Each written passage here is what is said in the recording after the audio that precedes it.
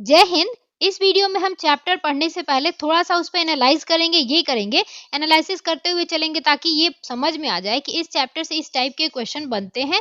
और आगे चल के जो है आप अगर क्वेश्चन देख लेते हो ना तो इससे समझ आता है कि आगे चल के किस टाइप के क्वेश्चन इससे बन सकते हैं। जैसे ये बीपीएससी टीचर एग्जाम 3.0 में अभी क्वेश्चन जो 15 मार्च को एग्जाम हुआ था उसमें ये क्वेश्चन बना था कि कृष्णा गोदावरी नदी विवाद किन राज्यों के बीच है। तो जब आपने देखा कि कृष्णा गोदावरी नदी विवाद पूछा है तो उस जहाँ पे आप ये चैप्टर में पढ़ो वहां पे और भी कोई नदी के विवाद दिए हो तो उसको याद करना है ना। वैसे भी मैं जब चैप्टर पढ़ाती हूँ ना तो वहां पे नॉक कर देती हूँ कि जब आपसे इस टाइप के क्वेश्चन बने हैं तो हो सकता है आगे आपसे ये क्वेश्चन जो है पूछा जा सकता है ना। तो इस तरह से जो पहले आपको क्वेश्चन देखना चाहिए, क्या क्वेश्चन के टाइप हैं, क्या वेटेज है उस चैप्टर का, ताकि आप पढ़ो तो आपको लगे कि हाँ इससे क्वेश्चन जो है पूछे जाएंगे, ताकि आप उस पर टाइम भी एक पार्टी को अपना जो जितना भी स्पेसिफिक टाइम हो आप दे सको, है ना। तो चलिए देखते हैं क्वेश्चन को। जैसे कि ये बीपीएससी टीचर 3.0 के एग्जाम के क्वेश्चन है, कृष्णा गोदावरी नदी विवाद किन राज्यों के बीच है। तो इसका देखेंगे आप आंसर हो जाएगा कर्नाटक और आंध्र प्रदेश। अब देखिए यहाँ पे दिया हुआ था स्पष्ट रूप से, आप जब चैप्टर पढ़े होंगे, अभी मैंने इसका चैप्टर जो है पीछे पढ़ा दिया है। एक्चुअली 3.0 के क्वेश्चन जो है उसमें से बहुत पूछे गए हैं, मैंने उसमें मेंशन करना मतलब भूल गई हूँ। तो कुछ क्वेश्चन जो है मैंने एग्जाम्पल में दे दिए हैं कि 3.0 के भी क्वेश्चन इन्हीं से बने हैं। जैसे आप देखिए यहाँ पे दिया है कृष्णा गोदावरी विवाद, ये कब शुरू होता है, ये शुरू होता है आपका महाराष्ट्र सरकार द्वारा कोयना पर जल विद्युत परियोजना के लिए बांध बनाकर जल की दिशा जब ये परिवर्तित कर देते हैं, तब देखेंगे आप कर्नाटक और आंध्र प्रदेश सरकारों द्वारा इस पे आपत्ति जताई जाती है। और क्या होता है, इन राज्यों में पड़ने वाले नदी के निचले हिस्से में जल प्रवाह कम हो जाएगा और कृषि और उद्योग पर विपरीत असर पड़ेगा। तो ये विवाद किस किस आपको राज्य में है, आपको दिख गया यहाँ पे कि कर्नाटक और आंध्र प्रदेश, है ना। तो ये रहा आपके सामने कर्नाटक और आंध्र प्रदेश आंसर हो जाएगा। अब देखिए बीपीएससी 3.0 का ही ये क्वेश्चन है कि निम्नलिखित में से किस नदी को बिहार का शोक कहा जाता है। अनुमान तो ये क्वेश्चन हर बुक में मिल जाता है, लेकिन मैंने जब ये चैप्टर पढ़ाया था आपको अपवाह तंत्र, तो उसमें एक पैरा में ऐसे बना के लिखा हुआ था कि आपका बिहार की जो शोक नदी है उसको कोसी को कहा जाता है, क्योंकि ये रास्ते बदल देती है और इससे क्या होता है कि कभी भी बाढ़ बहुत ज्यादा ये लेके आ जाती है। आप उत्तरी बिहार में जब देखोगे तो बाढ़ से ग्रसित रहता है। इसी के देखेंगे आप, जैसे गंगा है बीच से जाती है तो उत्तर बिहार जो है बाढ़ से ग्रसित होता है, वहीं देखेंगे आप दक्षिण बिहार सूखा से ग्रस्त होता है ना। तो ये सब चीजें हैं जो मैंने उसमें समझा दिया है अपवाह तंत्र में, जब आप बिहार का मैंने वो अपवाह तंत्र पढ़ाया था जब मैंने, है ना। तो ये भी कहाँ पूछा गया था, बीपीएससी 3.0 में एग्जाम में ये पूछा गया था। तो ये 3.0 के क्वेश्चन है, ठीक है। तो ये आप जब पढ़ेंगे उस अपवाह तंत्र, मैंने वो वीडियो डाल दी है, वैसे मैं यहाँ पे छोटा सा स्क्रीन में डाल दूंगी कि वो वीडियो जो है आपको शो होगा, और कमेंट सेक्शन में लिंक भी डाल दूंगी, ठीक है। अब जैसे देखिए अगला क्वेश्चन पूछा गया था आपसे, निम्नलिखित में से कौन सा भारत में बाघों का आरक्षित क्षेत्र नहीं है ना। तो ये भी चैप्टर मैंने अभी पीछे पढ़ा दिया है आपको, वन एवं वन्य जीव अभ्यारण्य जब पढ़ेंगे आप तो उसमें स्पष्ट रूप से आपको लिखा हुआ मिल जाएगा। ये भी आपका बीपीएससी 3.0 का क्वेश्चन है, ठीक है। एक्चुअली क्या होता है कि देखिए मुझे अकेले ही खुद सारे करने पड़ते हैं, पीडीएफ बनाना, हजारों क्वेश्चंस हैं बीपीएससी के एग्जाम में ही पूछेगा, टीचर के एग्जाम में ही देखोगे आप 1.0 2.0 3.0, इन सब के क्वेश्चन को आप कलेक्शन देखो कितने क्वेश्चंस हो जाते हैं। तो सभी क्वेश्चंस को सर्च आउट करना, फिर उनको स्क्रीनशॉट लेना, पीडीएफ बनाना, फिर उनको बुक में आप सर्च करके उस बुक का पीडीएफ का वो थोड़ा सा कटिंग डालना, ये सब थोड़ा सा मुझे हेक्टिक हो जाता है। तो आप लोग समझ रहे होंगे मैं खुद ही सिंगल करती हूँ, तो सारे क्वेश्चन जो है मैं इसमें मेंशन नहीं कर पाती हूँ कि जो जैसे कि आप 3.0 में ये क्वेश्चन पूछा था, ये चैप्टर मैंने पीछे पढ़ा दिया है। अब उसमें ये क्वेश्चन था कि भारत में बाघों का आरक्षित क्षेत्र नहीं है, तो किसी ने कमेंट कर दिया था कि 3.0 का क्वेश्चन जो है आप बताओ। तो 3.0 के ही तो ये सब क्वेश्चन है ना। अभी देखो आप, जैसे कि आप भारत में बाघों का आरक्षित क्षेत्र नहीं है, ये चैप्टर में मैंने ये पढ़ा दिया है ना, नहीं है पूछा है। और देखिए इसमें ये वाला जो मैंने अभी पढ़ाया था आपको पीछे चैप्टर, इसका लिंक डल जाएगा आपको, ठीक है। यहाँ पे देखेंगे स्पष्ट रूप से लिखा हुआ है, जो जो इसमें नाम दिया है वही वही एग्जाम आपके ऑप्शन में भी दिया है। जैसे देखेंगे उत्तराखंड में कार्बेट राष्ट्रीय उद्यान, पश्चिम बंगाल में सुंदर राष्ट्रीय उद्यान, मध्य प्रदेश में बांधवगढ़ राष्ट्रीय उद्यान। इवन ये भी क्वेश्चन मैंने मेंशन आउट किया था, उसमें क्वेश्चन में मेंशन किया था पीछे में कि बांधवगढ़ राष्ट्रीय उद्यान जो है कहाँ पे है, तो मध्य प्रदेश में था। इसका भी मतलब ये क्वेश्चन बना था, तो पिछले वीडियो में मैंने उसमें डाला है ना। देखेंगे आप बांधवगढ़ जो है ना आपका बाघों की घनत्व के लिए जाना जाता है। सबसे ज्यादा बाघों का घनत्व जो है ना मध्य प्रदेश के बांधवगढ़ राष्ट्रीय उद्यान में मिलता है। ठीक है, तो ये भी क्वेश्चन बना था। अब देखिए यहाँ पे ये भी दिया था राजस्थान में सरिस्का वन्य जीव पशु विहार, उसके बाद असम में मानस बाघ रिजर्व, केरल में पेरियार बांध रिजर्व, भारत में बाघ संरक्षण परियोजना के उदाहरण है। अब जितने ये मात्र उदाहरण दिया है ना उसी में से वो क्वेश्चन देखिए ऑप्शन में बने हैं ना। देखिए आप यहाँ पे दिया है ना, पश्चिम बंगाल के सुंदरवन राष्ट्रीय उद्यान, उत्तराखंड में जिम कॉर्बेट राष्ट्रीय उद्यान, मध्य प्रदेश में बांधवगढ़ राष्ट्रीय उद्यान, लाइन बाय लाइन पूछा हुआ है। अब इसमें पूछा था नहीं है, तो ये सारे क्या है आपने देखा होगा, मैंने ये क्वेश्चन भी मेंशन किया था उसमें कि जो पूछा गया था उसमें कि जो आपका राष्ट्रीय बाघ वो जो संरक्षण है 1973 में जो लाया गया था वो कब लाया गया था, ये भी पूछा गया था। ये भी पूछा गया था सुप्रचारित जो बाघ संरक्षण अभियान लाया गया था 1973 में। तो उस मतलब ऐसे टाइप से बहुत सारे क्वेश्चन जो हैं आपके बने हैं, है ना। मैंने पिछले वीडियो में क्वेश्चन जो है मेंशन कर दिया है। अब इसका आंसर क्या हो जाएगा, इसमें पूछा था नहीं है और सब है, तो इसका आंसर हो जाएगा आपको इनमें से कोई नहीं। ठीक है, तो ये आपका कहाँ का पूछा हुआ है, 3.0 का क्वेश्चन है। ठीक है, तो ये चैप्टर भी मैंने पढ़ा दिया, इसका भी लिंक मैं डाल दूंगी, अभी हाल ही फिलहाल में तो डाली हूँ पीछे में ये चैप्टर। ठीक है, अब चलिए आगे देखते हैं। ये वाला देख लिया आपने। अब देखिए ये वाला क्वेश्चन भी जो है बीपीएससी 3.0 के लिए क्वेश्चन पूछा गया था। ये जैसे कि पूछा गया था निम्नलिखित में से कौन सी क्रांति भारत में विनोबा भावे द्वारा शुरू किए गए थे, भूदान ग्राम आंदोलन से संबंधित है। तो आपने देखा था कि ये भी क्वेश्चन मैंने मेंशन किया ही था, आप चैप्टर में वो आपका थंबनेल ही लगा होगा रक्तहीन क्रांति, इस टाइप के क्वेश्चन जो है आप इससे देखें, ऐसा वो थंबनेल ही लगा है। तो ये हो जाएगा रक्तहीन क्रांति, है ना। उसमें क्वेश्चन ये बन गया था कि भूदान ग्रामदान आंदोलन जो है रक्तहीन क्रांति के नाम से भी जाना जाता है, किसने शुरुआत करी थी, है ना। तो विनोबा भावे ने शुरू करी थी। उसी क्वेश्चन को थोड़ा सा घुमा के 3.0 में पूछ दिया गया था, तो वो भी इसी बुक से क्वेश्चन पूछे गए थे। मैंने अभी पिछले चैप्टर में पढ़ा ही दिया इसको, तो ये भी 3.0 का ही क्वेश्चन है। ठीक है, तो ये भी आपको मिल गया। यहाँ पे आगे है, बिहार में निम्नलिखित में से कौन सा जिला अभ्रक भंडार एवं उत्पादन के लिए जाना जाता है। अब ये आज चैप्टर जो आप पढ़ोगे आप इसमें जो है आपको ये क्वेश्चन जो है मिल जाएगा आपको कि गया जो है वो मेंशन किया हुआ है कि गया हजारीबाग वाला जो क्षेत्र है जो वहां पे देखेंगे आप अभ्रक का भंडार पाया जाता है ज्यादा। देखेंगे आप यहाँ पे जमुई भागलपुर गया ये सब जो है अभ्रक भंडार के लिए जाने जाते हैं। मैक्सिमम जो अभ्रक पाया जाता है वो गया में पाया जाता है, लेकिन इसमें पूछा है उत्पादन के लिए जाना जाता है, तो तीनों जिले आते हैं। ठीक है, तो ये क्या हो जाएगा, जाना जाता है पूछा ना, तो उपयुक्त में से एक से अधिक हो जाएगा, यानी तीनों जाने जाते हैं। ये भी किसका क्वेश्चन है, 3.0 का क्वेश्चन है। अभी आप जब चैप्टर पढ़ोगे तो उसमें आपको मिल जाएगा। चलिए देखिए यहाँ पे अच्छे से दिया हुआ है ना, कि बिहार झारखंड की कोडरमा गया हजारीबाग पेटी अग्रणी उत्पादक है, राजस्थान के मुख्य अभ्रक उत्पादक क्षेत्र अजमेर के आसपास है, आंध्र प्रदेश की नेल्लोर है। अब आपसे ये भी क्वेश्चन पूछा जा सकता है, कई जगह बना भी होगा ये क्वेश्चन, कई जगह बना भी है, वनडे एग्जाम जो होते हैं उसमें कई बार पूछा गया ये क्वेश्चन है कि आंध्र प्रदेश की नेल्लोर जो है किस लिए जानी जाती है, तो अभ्रक पेटी के लिए जानी जाती है। कई बार ये बना है कि नेल्लोर जो है कहाँ पे है, तो ये आपको आंध्र प्रदेश में है ना। तो ऐसे जो है बहुत सारे क्वेश्चन बनते हैं, तो ये भी 3.0 का क्वेश्चन था, आपको यहाँ पे मिल गया आपको, है ना। कई बार ये भी बना है कोडरमा जो है किस लिए जाना जाता है ना। चलिए अगला क्वेश्चन देखते हैं आप। जैसे कि ये पूछा था आपको 67 बीपीएससी में प्री में पूछा गया था क्वेश्चन कि इल्मेनाइट, और ये बीपीएससी ट्री में भी पूछा गया क्वेश्चन है। ठीक है, तो मैंने एक जगह क्वेश्चन ले लिया तो वो क्वेश्चन फिर नहीं लिया मैंने, ठीक है ना। तो ये ट्री में भी पूछा गया है। जैसे देखेंगे पूछा गया था इल्मेनाइट जो भारतीय तटीय रेखा के साथ व्यापक रूप से वितरित है, किसका खनिज है। अब देखिए ये भी पूछा जा सकता है इल्मेनाइट जो है आपको देखने को कहाँ मिलता है, तो आपको याद रखना है कि भारतीय तटीय रेखा में मिलता है। क्वेश्चन से भी घुमा के बनते हैं क्वेश्चन, जैसे विनोबा भावे वाला बना था, है ना। तो वैसे क्वेश्चन बन सकते हैं। जैसे इसमें देखेंगे भारतीय तटीय रेखा में जो है व्यापक रूप से आप देखेंगे इल्मेनाइट जो है किसका है, किसका खनिज है, तो टाइटेनियम इसका आंसर हो जाएगा। अब ये देखिए आपको यहाँ पे मिल जाएगा, यहीं पे आप जब चैप्टर आज पढ़ोगे तो स्टार्टिंग में ही आपको मिल जाएगा यहाँ पे, जैसे कि ये रहा टिटेनियम ऑक्साइड।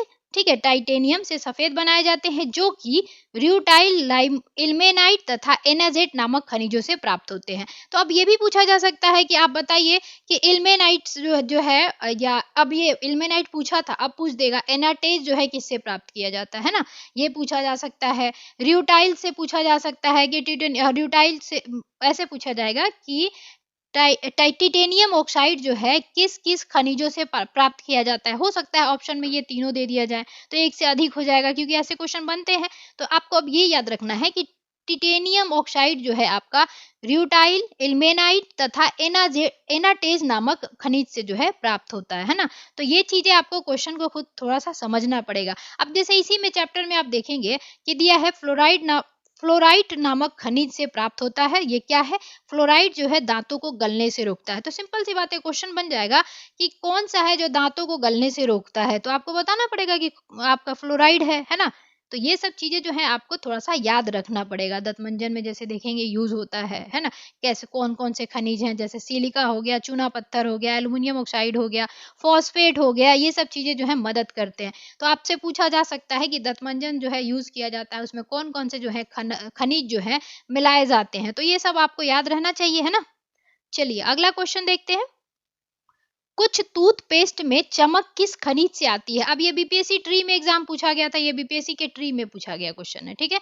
तो ये देखिए इसका जो हो जाएगा अभ्रक हो जाएगा। अभी आपने ऊपर जो देखा इसमें दिया है ना यहाँ पे कि कुछ दंतमंजन जो चमक प्रदान करते हैं ना, उनका कारण अभ्रक है। तो अभ्रक क्या करता है? चमक प्रदान करने का काम करता है टूथब्रश व पेस्ट में, है ना। ट्यूब पेट्रोलियम से प्राप्त प्लास्टिक की बनी होती है। ये सब चीजें आपको यहीं पे याद करने पड़ेंगे, है ना। ये चैप्टर जब आप पढ़ना तो गौर से थोड़ा सा देख लेना आप, इसीलिए मैं क्वेश्चन जो है पहले एनालाइज करवा देती हूँ, ठीक है। आगे देखेंगे आप, देखिए बीपीएससी ट्री के जो 3.0 के क्वेश्चंस हैं, बहुत सारे क्वेश्चंस के हैं जो चैप्टर मैंने करवा दिए हैं। अब धीरे धीरे मैं 2-3 क्वेश्चन ऐसे ही लेके आपको बताती चलूंगी, ठीक है। अब जैसे यहाँ पे देखेंगे काले फेफड़े, यहाँ पे दिया है काले फेफड़े क्या रोग संबंधित है, तो किससे संबंधित है? कोयला खनिकों से संबंधित है आपका, ठीक है। अब ये जब आप पढ़ेंगे तो देखिए एकदम से अच्छे से जो है चैप्टर में समझाया गया है कि यहाँ पे देखिए खनन के जोखिम खतरे, है ना। अब यहाँ पे जब पढ़ेंगे आप तो यहाँ पे फेफड़ों संबंधी बीमारियों से जो है वो शिकार हो जाते हैं जब कोयला खनिक वगैरह ये करते हैं, तो ठीक है। ये देखिए यहाँ पे सब कुछ अच्छे से बताया गया है, ठीक है। तो चैप्टर पढ़िए आप लोग, तो उसमें थोड़ा सा मैं वैसे नॉक करती हूँ कि यहाँ पे आपको डिटेल में याद करना है, ये वाला चीज अब आपसे पूछा जा सकता है। अब देखिए जैसे यहाँ पे क्वेश्चन पूछा था कि महासागरीय पर्पटी के मुख्य खनिज घटक क्या है ना। तो इसका हो जाएगा आपको सिलिका और मैग्नीशियम, ठीक है। अब इसका जब आप देखेंगे यहाँ पे देखिए अच्छे से दिया हुआ है ना। मैग्नीशियम तथा ब्रोमाइन ज्यादातर समुद्री जल ही ड्राइव होते हैं महासागरीय तली में, ठीक है। मैग्नीज ग्रंथियां भी धनी, मतलब यानी कि ये भी पूछा जा सकता है कि महासागरीय तली में जो है किस ग्रंथि का जो है रिच मात्रा में पाया जाता है, तो मैग्नीज पाया जाता है ना। तो इसी तरह से आपको याद रखना पड़ेगा, जैसे यहाँ पे दिया था मैग्नीशियम तथा ब्रोमाइन, है ना। अब आगे देखिए सामान्यतः जो है आपका ये देखिए फिर भी सामान्य नमक मैग्नीशियम ब्रोमाइन ज्यादातर समुद्री जल से ही प्रगहित कर होते हैं, ठीक है, यानी डिराइव्ड होते हैं।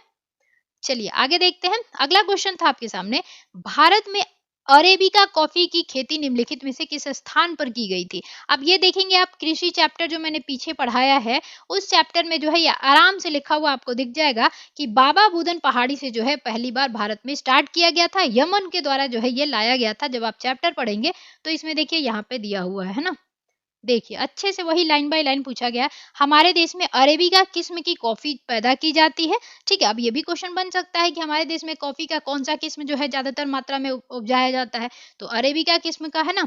अब ये देखेंगे जो आरंभ में यमन से लाई गई थी, तो जब आपसे पूछा गया है भारत में ये स्टार्टिंग कहाँ से हुआ था, तो ये भी पूछा जा सकता है कि ये कहाँ से लाया गया था, तो यमन से लाया गया था, ये आपको याद करना पड़ेगा। वैसे मैं चैप्टर में बताई हूँ अच्छे से। किस्म की काफी विश्व भर में अधिक मांग है, इसकी कृषि की शुरुआत बाबा बुदन पहाड़ियों से हुई थी, है ना। यहाँ पे स्पष्ट रूप से लिखा हुआ है ना, तो इसका आंसर हो गया आपको बाबा बुदन।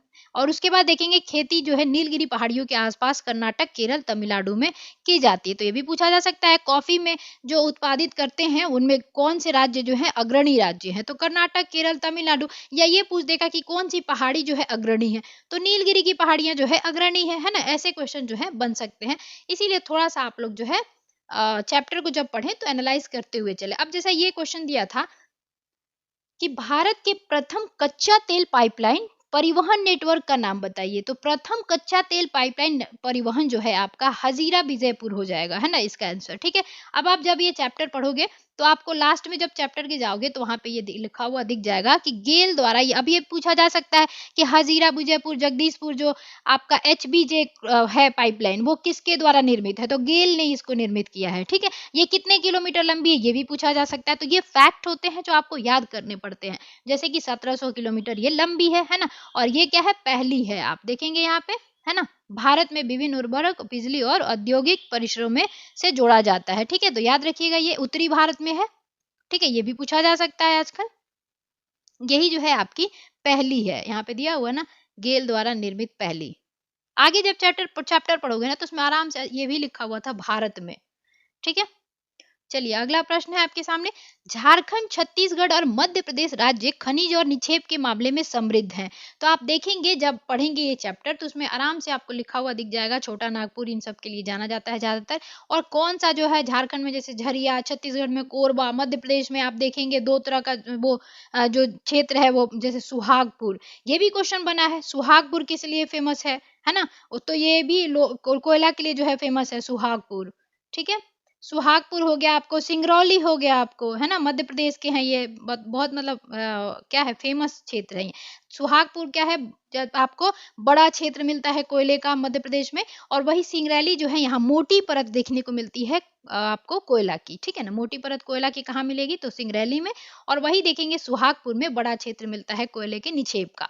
तो पूछा गया था झारखंड, छत्तीसगढ़, मध्य प्रदेश राज्य किसके लिए है, तो आप यहाँ पे ऑप्शन में देख सकते हैं कोयला के लिए, है ना। सिलिकॉन के लिए आप लोग पता है बेंगलुरु वगैरह। सोना के लिए तो पता ही है आपको, भारत में जैसे बिहार में देखा था जमुई हो गया, है ना। तो ऐसे ये सब चीजें जो है आपको क्वेश्चन जो है इसी चैप्टर में आपको मिल जाएंगे। ठीक है, अब देखिए यहाँ पे मैंने इमेज भी डाल दिया है, अच्छे से वहां पे दिखाया भी गया है कि कोयला का कौन सा क्षेत्र जो है आपका, जैसे छत्तीसगढ़ में देखेंगे कोरबा है, मध्य प्रदेश में सिंगरौली है आपका, फिर और एक कौन था, मध्य प्रदेश था, छत्तीसगढ़ था आपका, और एक कौन सा राज्य था आपका, झारखंड था, है ना।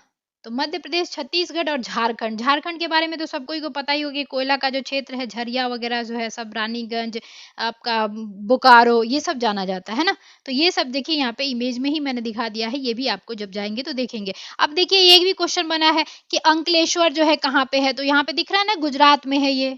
ठीक है, तो ये भी तेल क्षेत्र के लिए जाना जाता है आपका अंकलेश्वर। ठीक है, झाबुआ हो गया, तो ये सब चीजें जो है इमेज में डली हैं। तलचर भी आपको किसके लिए, कोयला क्षेत्र के लिए जाना जाता है। चलिए आगे देखते हैं। अब जैसे ये क्वेश्चन पूछा गया था, ऊर्जा का गैर परंपरागत स्रोत क्या है, तो जब आप ये चैप्टर पढ़ेंगे तो स्टार्टिंग ही इसी से होती है आपको। ठीक है, तो ये गैर परंपरागत में क्या हो जाएगा, परमाणु ऊर्जा क्या होता है आपका, ये परंपरागत होता है। लेकिन वही भूतापीय और बायोगैस जो है, भूतापीय क्या होता है, धरती के अंदर जो गर्मी है, ठीक है, गर्म है बहुत सारी, आप लोगों को पता है कि धरती के अंदर जो है टेम्परेचर अधिक होता है, तो इसके वजह से ये गर्म होता है, तो जो भी भाप निकलता है उससे भूतापीय ऊर्जा बनता है। बायोगैस आप लोगों को पता ही है, गोबर प्लांट इसको एक तरह से कहा जाता है, क्योंकि गोबर से हम लोग ये जो है घरेलू प्लांट में भी इसको बना के उत्पादित किया जा सकता है। तो ये कभी खत्म होंगे क्या, ये कभी खत्म नहीं होंगे, है ना। तो ये गैर परंपरागत है। और जो खत्म हो जाएगा, जैसे परमाणु ऊर्जा है, तो ये किसको यूज करता है, यूरेनियम को ईंधन के रूप में यूज करता है। तो यूरेनियम के निक्षेप जहां पाए जाएंगे सीमित है ना, वो तो असीमित नहीं है यूरेनियम के निक्षेप। तो इसको बनाने के लिए आपको चाहिए होगा यूरेनियम, है ना। तो यूरेनियम जब खत्म हो जाएगा तो ये परमाणु ऊर्जा उत्पादित नहीं हो पाएगा, तो इससे क्या होगा, ये परंपरागत हो गया, और ये दोनों जो है गैर परंपरागत हो गए। क्योंकि गैर परंपरागत वो होते हैं जो आपके खत्म ना हो, जब तक आप हैं तब तक गोबर वगैरह आपको मिलेंगे ही, जानवर वगैरह है ही। आपको भूतापीय, जब तक पृथ्वी है तब तक पृथ्वी को गर्मी महसूस तो होगी ही, और भूतापीय ऊर्जा उत्पादित होता ही रहेगा। तो इसका आंसर क्या हो जाएगा, एक में से अधिक। अब जब चैप्टर पढ़ेंगे, अभी मैंने यहाँ पे ये भी देखिए कहाँ पूछा गया था, तो 1 to 1 आपका 1 से 5 वालों के लिए 3.0 में पूछा गया ये क्वेश्चन है। ठीक है, 1 to 5 वालों के लिए। चलिए अब देखिए यहाँ पे आप जब पढ़ेंगे तो पूरा अच्छे से दिया हुआ है, कोई नवीनीकरणीय कौन कौन से होते हैं, अनवीनीकरणीय कौन कौन से हैं, गैर परंपरागत कौन कौन से, सारा आपको मिल जाएगा। ठीक है, जैसे धूप हो गया, जल हो गया, ये सब क्या है, साधनों में हम लोग समृद्ध हैं। जैसे कि सौर्य ऊर्जा सबसे बड़ा ऊर्जा का स्रोत है आपके लिए, है ना। और वो क्या है आपका, परंपरागत नहीं है, गैर परंपरागत है। यानी कि सूर्य तब तक रहेगा जब तक आप जिंदा हैं, आप तक आपकी धरती है, जब तक मनुष्य है ना। जब तक धरती है, सूर्य है, ये सब चीजें क्या होती हैं, ये सब गैर परंपरागत में आती हैं। जैसे जीवाश्म ईंधन है, कोयला हो गया, पेट्रोलियम हो गया, ये सब क्या है, सीमित इसके निक्षेप पाए जाते हैं। कहीं भी ये सीमित है, उसका ज्यादा खनन हो जाएगा तो फिर इसको बनने में कई वर्षों लग जाते हैं, तो आपको जब तक जिंदा रहोगे देख नहीं पाओगे, कई हजारों वर्ष लगते हैं, 100 वर्ष नहीं लगते, हजारों वर्ष लगते हैं, हजारों के हजारों वर्ष में ये तैयार होते हैं। तो ये क्या है आपके परंपरागत स्रोत हो गए, है ना, जो खत्म हो सकते हैं, यानी कि ये क्या है, नॉन रिन्यूएबल है। रिन्यूएबल का मतलब होता है कि नवीनीकरण यानी नया किया जा सकता है, नया आप ला सकते हैं, तो नया ला सकते हैं इसका मतलब आप उसको फिर से उत्पादित कर सकते हैं, तो वो क्या हो जाएंगे, गैर परंपरागत, है ना। समझ गए होंगे आप लोग। तो ये सब चीजें चैप्टर में मैंने अच्छे से समझा दिया है, ठीक है। अब चलिए अगला क्वेश्चन देखते हैं। जैसे ये दिया हुआ था कि अधात्विक खनिज कौन कौन से हैं, है ना, इसमें से कौन सा है, तो आप देखेंगे लोहा, मैग्नीज, ये सब क्या है, धात्विक है। अभ्रक, नमक, चूना पत्थर, ये सब क्या हो जाएंगे, आपके अधात्विक खनिज होते हैं। तो जैसे कि आपने ये लाइन देखा ही, तो इसमें स्पष्ट रूप से यहाँ दिया हुआ है अधात्विक खनिज में कौन कौन से आते हैं, ऊर्जा खनिज में कौन कौन से आते हैं, ठीक है। धात्विक में भी 3 प्रकार से बांटा गया है, जिसमें लौह अंश ज्यादा होता है उसको इधर रखा गया, अलौह वाले को इधर रखा गया है। बहुमूल्य में आप देखेंगे सोना, चांदी, प्लेटिनम आदि जो है आपके दिए हुए हैं, है ना। तो ये सब जब चैप्टर आप पढ़ोगे तो उसमें अच्छे से मैंने पढ़ा दिया है। चलिए आगे देखते हैं क्वेश्चन। विश्व का सबसे अधिकतम कोयला उत्पादन देश कौन सा है। तो ये जब आप खनिज का पढ़ेंगे कोयला के बारे में, तो वहां पे थोड़ा सा आपको मिल जाएगा कि चीन जो है ज्यादा आपको कोयला उत्पादित करता है। अब अगला प्रश्न दिया था आपके सामने, भारत में सबसे पुराना तेल भंडार कहाँ है। तो ठीक है, तो अंकलेश्वर देखिए अभी गुजरात में, मैंने बताया था ना कि ये भी क्वेश्चन एक बार बना है, ठीक है। बॉम्बे हाई कहाँ है, महाराष्ट्र में है। नौगांव कहाँ है, गुजरात में है। इसका आंसर जो हो जाएगा उपयुक्त में से कोई नहीं होगा। क्यों, क्योंकि आप सभी को पता है सबसे पुराना तेल भंडार जो है असम का डिगबोई जाना जाता है ना, वो भी आपको मिल जाएगा लिखा हुआ यहाँ पे। देखिए यहाँ पे भारत का सबसे पुराना तेल उत्पादन राज्य असम है, ठीक है। डिगबोई, नहरकटिया और मोरेन, हुगरीजन, ये सब कहाँ पे है, असम में है। तो असम में ये भी पूछा जा सकता है कौन कौन जो है तेल उत्पादन क्षेत्र है, तो ये भी याद रखना पड़ेगा आपको, है ना। क्योंकि यहाँ पे देखिए स्पष्ट रूप से लिख भी दिया है कि महत्वपूर्ण तेल उत्पादक है। असम जो है भारत का सबसे पुराना तेल उत्पादक राज्य है, और राज्य में कौन सा क्षेत्र, डिगबोई, ठीक है। अब आगे देखिए क्वेश्चन पूछा गया था, खनिज निम्नलिखित में से किस चट्टान के स्तर में जमा होते हैं। तो ये आपका औसादी चट्टान में जो है ज्यादा देखने को मिलते हैं, ठीक है। आग्नेय क्या होता है, रूपांतरित होता है। स्तर के ऊपर स्तर जो है, संस्तर के ऊपर संस्तर जो बनते हैं उसको औसादी चट्टान कहते हैं। तो इसमें आप देखेंगे जो है चट्टान ज्यादा मात्रा में देखने को, सॉरी चट्टान कह रही, खनिज देखने में मिलते हैं ज्यादा आपको। आग्नेय में क्या होता है, जीवाश्म जो है मर जाते हैं, आप सभी को पता है खनिज जो है जीवाश्म, वनस्पति, ये सबसे मिलके बनते हैं। तो क्या होगा, आग्नेय में तो बिल्कुल मिलने का सवाल ही नहीं है, तो इसका आंसर हो जाएगा आपको औसादी चट्टान, ठीक है। चलिए आगे देखते हैं। अब देखिए जब आप पढ़ेंगे ना ये चैप्टर, तो उसमें अच्छे से आपको दिखाया होगा कि आग्नेय तथा कायांतरी चट्टान जो होते हैं उसमें खनिज जो है आपको दरारों के जोड़ों में, भ्रंशों व विद्रोह में मिलते हैं, ठीक है। और वही आप देखेंगे अनेक खनिज औसादी चट्टानों उनके खनिज संस्तरों या परतों में पाए जाते हैं, ठीक है। समझ गए आप लोग। चलिए आगे देखते हैं।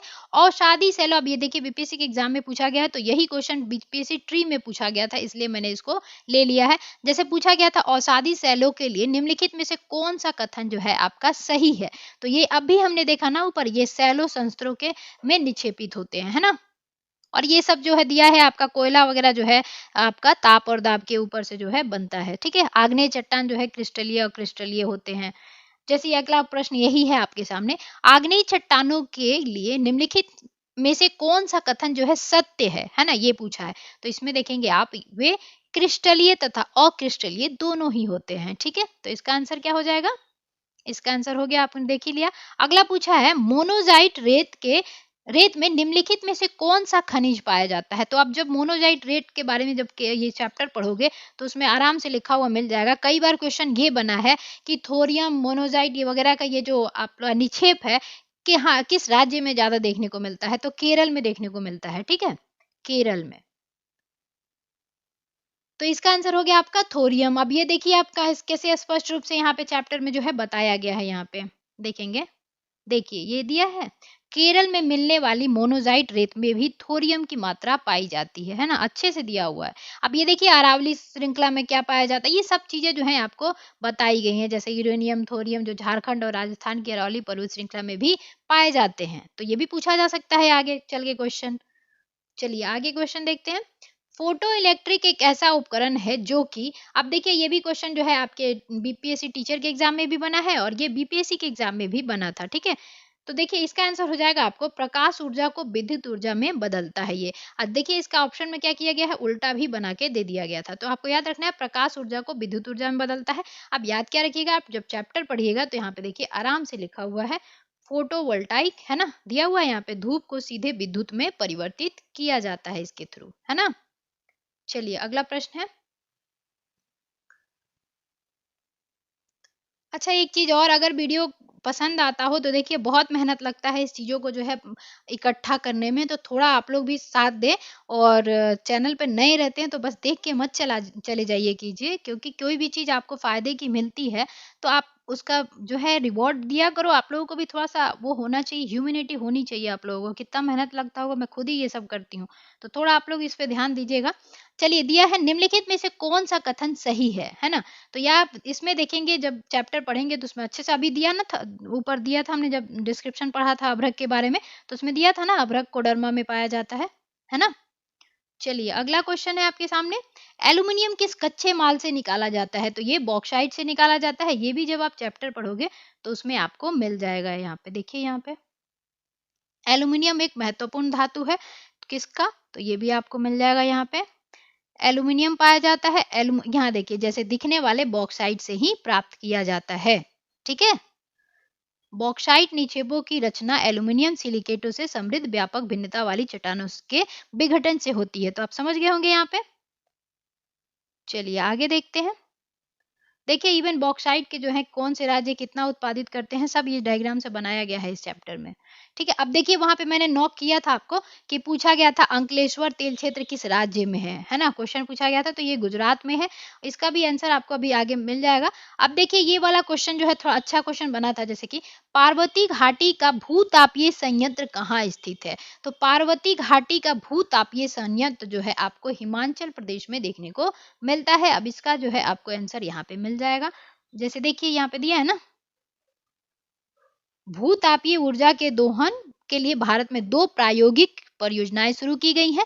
एक हिमाचल प्रदेश में मणिकरण के निकट पार्वती घाटी स्थित है, तथा दूसरी लद्दाख में पूंगा घाटी में जो है आपको पूगा घाटी में स्थित है। तो अब अगली बार ये पूछा जा सकता है कि पूगा घाटी जो है किस राज्य में है या किस केंद्र शासित प्रदेश में है, तो लद्दाख में है, जैसे कि आपको ये पूछा गया था। अब ये भी पूछा जा सकता है कि पार्वती घाटी जो है किसके निकट है, उसमें ये भी पूछा जा सकता है कि पार्वती घाटी के बाद हिमाचल प्रदेश ना देके वो मणिकरण नाम जो है आपको दे देगा, तो ये सही हो जाएगा फिर। तो इस टाइप से क्वेश्चन जो है बनते हैं, ठीक है।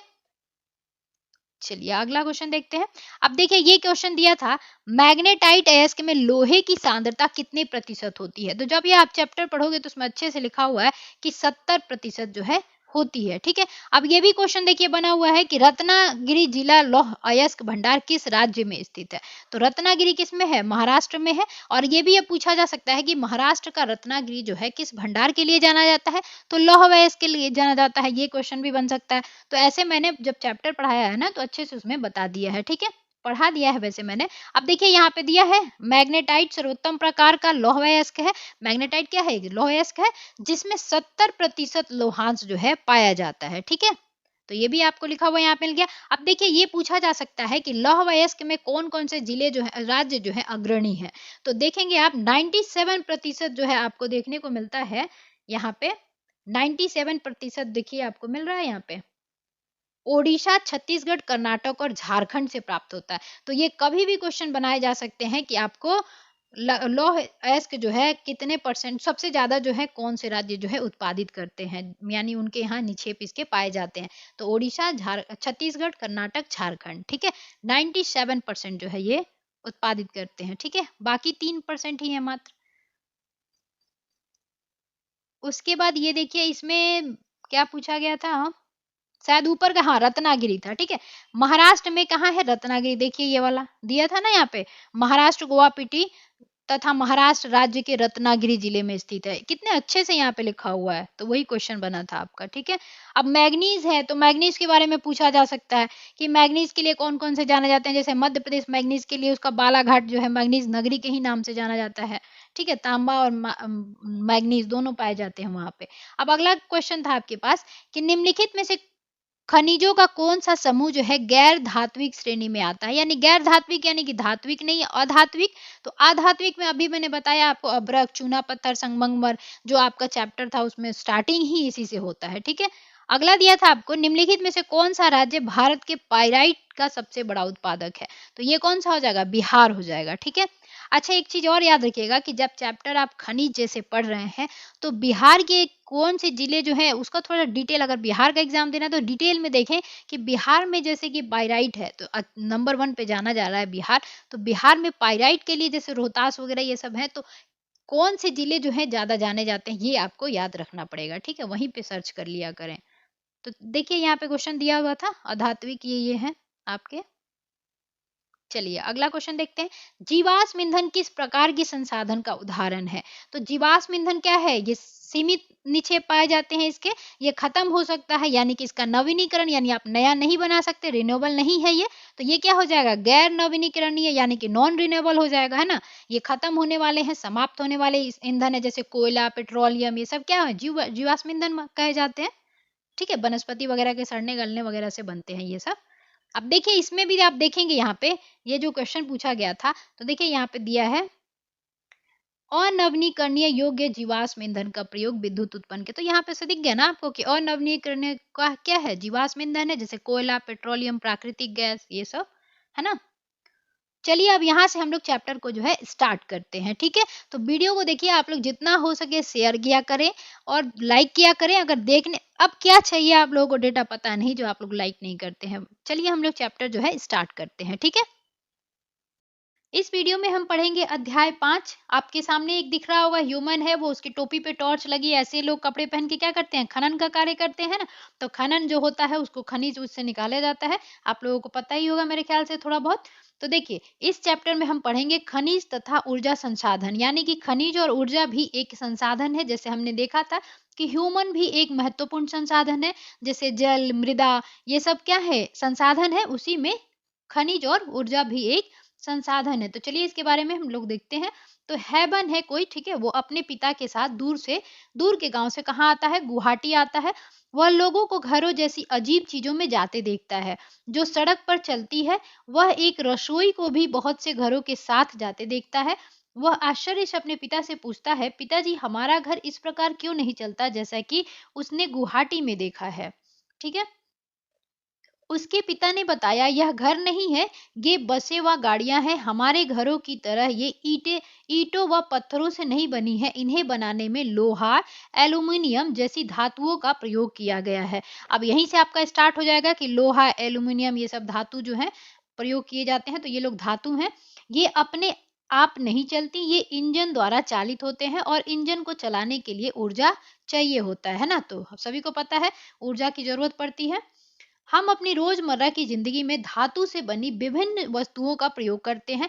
क्या आप अपने घर में प्रयोग की जाने वाली धातु से बनी चीजों की सूची बना सकते हैं? ये धातुएं कहाँ से आती हैं? अगर ये आपके घर में उपलब्ध है धातु से बनी चीजें, तो ये धातु आई कहाँ से? आपको ये सोचने के लिए एनसीईआरटी जो है कह रहा है। चलिए आगे कहता है, आपने पढ़ा है कि भूपट्ट यानी कि पृथ्वी का जो ऊपरी परत होता है, ऊपरी संस्तरण, विभिन्न खनिजों के योग से बनी चट्टानों से निर्मित। इन खनिजों का उपमुक्त शोधन करके ही ये धातुएं निकाली जाती हैं। तो आप लोगों को पता है कि धातुओं का क्या किया जाता है? खनन किया जाता है, उसके बाद उसका शोधन वगैरह करके जो है वो धातुएं जो है निकाली जाती हैं, ठीक है। खनिज हमारे जीवन के अति अनिवार्य भाग हैं, सबको पता है। लगभग हर चीज जो हम इस्तेमाल करते हैं, एक छोटी सुई से लेकर एक बड़ी इमारत तक या फिर एक बड़ा जहाज आदि, सभी खनिजों से बने होते हैं, ठीक है। रेलवे लाइन, सड़क के पत्थर, हमारे औजार तथा मशीनें सभी खनिजों से बने हैं। कारें, बसें, रेलगाड़ियां, हवाई जहाज सभी खनिजों से निर्मित हैं। तो जितने भी अपने आसपास में चीजें दिखती हैं उस सब में क्या है? खनिज का जो है उपयोग किया जाता है, ठीक है। धरती से प्राप्त ऊर्जा के साधनों द्वारा चालित होते हैं। यहाँ तक कि भोजन में भी खनिज होते हैं, जैसे हम खाते हैं। मनुष्य ने विकास की सभी अवस्थाओं में अपनी जीविका तथा सजावट, त्योहारों व धार्मिक अनुष्ठान के लिए खनिजों का प्रयोग किया है। तो सभी चीजों में खनिजों का प्रयोग होता है, ये चीजें वो बताने की कोशिश कर रहा है। अब आप देखेंगे रोजमर्रा की जिंदगी में सभी कोई जो है दंतमंजन यूज करते हैं, तो उसके बारे में भी देखिए दे रहा है कि खनिज व दंतमंजन में से एक उज्जवल मुस्कान, यानी कि खनिज और दंतमंजन जो है आपका इसका रिलेशन देखेंगे अभी। तो दंतमंजन आपके दांत साफ करते हैं। कुछ अपघर्षक खनिज जैसे सिलिका, चूना पत्थर, लाइमस्टोन, एल्यूमिनियम ऑक्साइड व विभिन्न फॉस्फोट खनिज स्वच्छता में मदद करते हैं। तो आप लोगों को पता ही कितनी ऐड भी देखते हैं, क्या आपके टूथपेस्ट में नमक है तो आपने देखा ही है, खनिज का उपयोग किया जाता है ना। फ्लोराइड जो दांतों को गलने से रोकता है, तो अब इसमें देखिए बताया है कि फ्लोराइड जो है दांतों को गलने से रोकता है, तो आपको यहाँ पे ये याद रखना है, ठीक है, क्योंकि क्वेश्चन बना है कि दांतों को गलने से कौन रोकता है, तो फ्लोराइड है, ठीक है, ऑप्शन में था। उसके बाद ये भी देखिए याद रखिएगा आप लोग कि कुछ अपघर्षण जो खनिज होते हैं वो यूज किए जाते हैं, जैसे दंतमंजन में सिलिका, चूना पत्थर, एल्यूमिनियम ऑक्साइड व विभिन्न फॉस्फोट खनिज स्वच्छता में मदद करते हैं, ठीक है, ध्यान रखिएगा। फ्लोराइड नामक खनिज से प्राप्त होता है, तो फ्लोराइड कहाँ से प्राप्त होता है, जो दांतों को गलने से रोकता है वो फ्लोराइड नामक खनिज से प्राप्त होता है। अधिकतर दंतमंजन टिटेनियम ऑक्साइड से सफेद बनाए जाते हैं। अब जो देखेंगे आप मैक्सिमम दंतमंजन जो होते हैं, जो पेस्ट जो होता है आपका वो व्हाइट कलर का होता है, तो वो कैसे होता है, टिटेनियम ऑक्साइड से सफेद बनाए जाते हैं उनको, ठीक है, ध्यान रखिएगा, टिटेनियम ऑक्साइड याद रखना है, जो कि आपका र्यूटाइल इल्मेनाइट तथा एनाजेट नामक खनिज से प्राप्त होते हैं। अब आपका जो ये टिटेनियम ऑक्साइड है अच्छा बीपीएससी के एग्जाम में ही ये पूछा गया था, जो बीपीएससी आयोग का सिविल सर्विस का एग्जाम होता है उसमें ये क्वेश्चन पूछा गया था कि टिटेनियम ऑक्साइड जो है किससे संबंधित है, तो उसमें इल्मेनाइट जो है आपका ऑप्शन में था। तो इसलिए ये चीजें भी जो है कितनी इंपॉर्टेंट है आप समझ गए होंगे। तो याद रखिएगा टिटेनियम ऑक्साइड जो है सफेद बनाने के लिए काम किया जाता है दंतमंजन को, जैसे कि वो पेस्ट वगैरह, ठीक है। उसके बाद ये कहां से प्राप्त किया जाता है, तो र्यूटाइल इल्मेनाइट तथा एनाजेट नामक खनिजों से प्राप्त होते हैं। कुछ दंतमंजन जो चमक प्रदान करते हैं उनका कारण अभ्रक है, यानी कि जो चमक प्रदान करता है ना वो किसकी वजह से करता है, अभ्रक की वजह से करता है। टूथब्रश व पेस्ट का ट्यूब पेट्रोलियम से प्राप्त प्लास्टिक की बनी होती है। अब यह बताइए कि ये खनिज कहाँ पाए जाते हैं, तो हम लोग देखेंगे अभी, है ना। तो ये भी याद रखिएगा, टूथब्रश व पेस्ट का ट्यूब जो है पेट्रोलियम से प्राप्त प्लास्टिक की बनी होती है।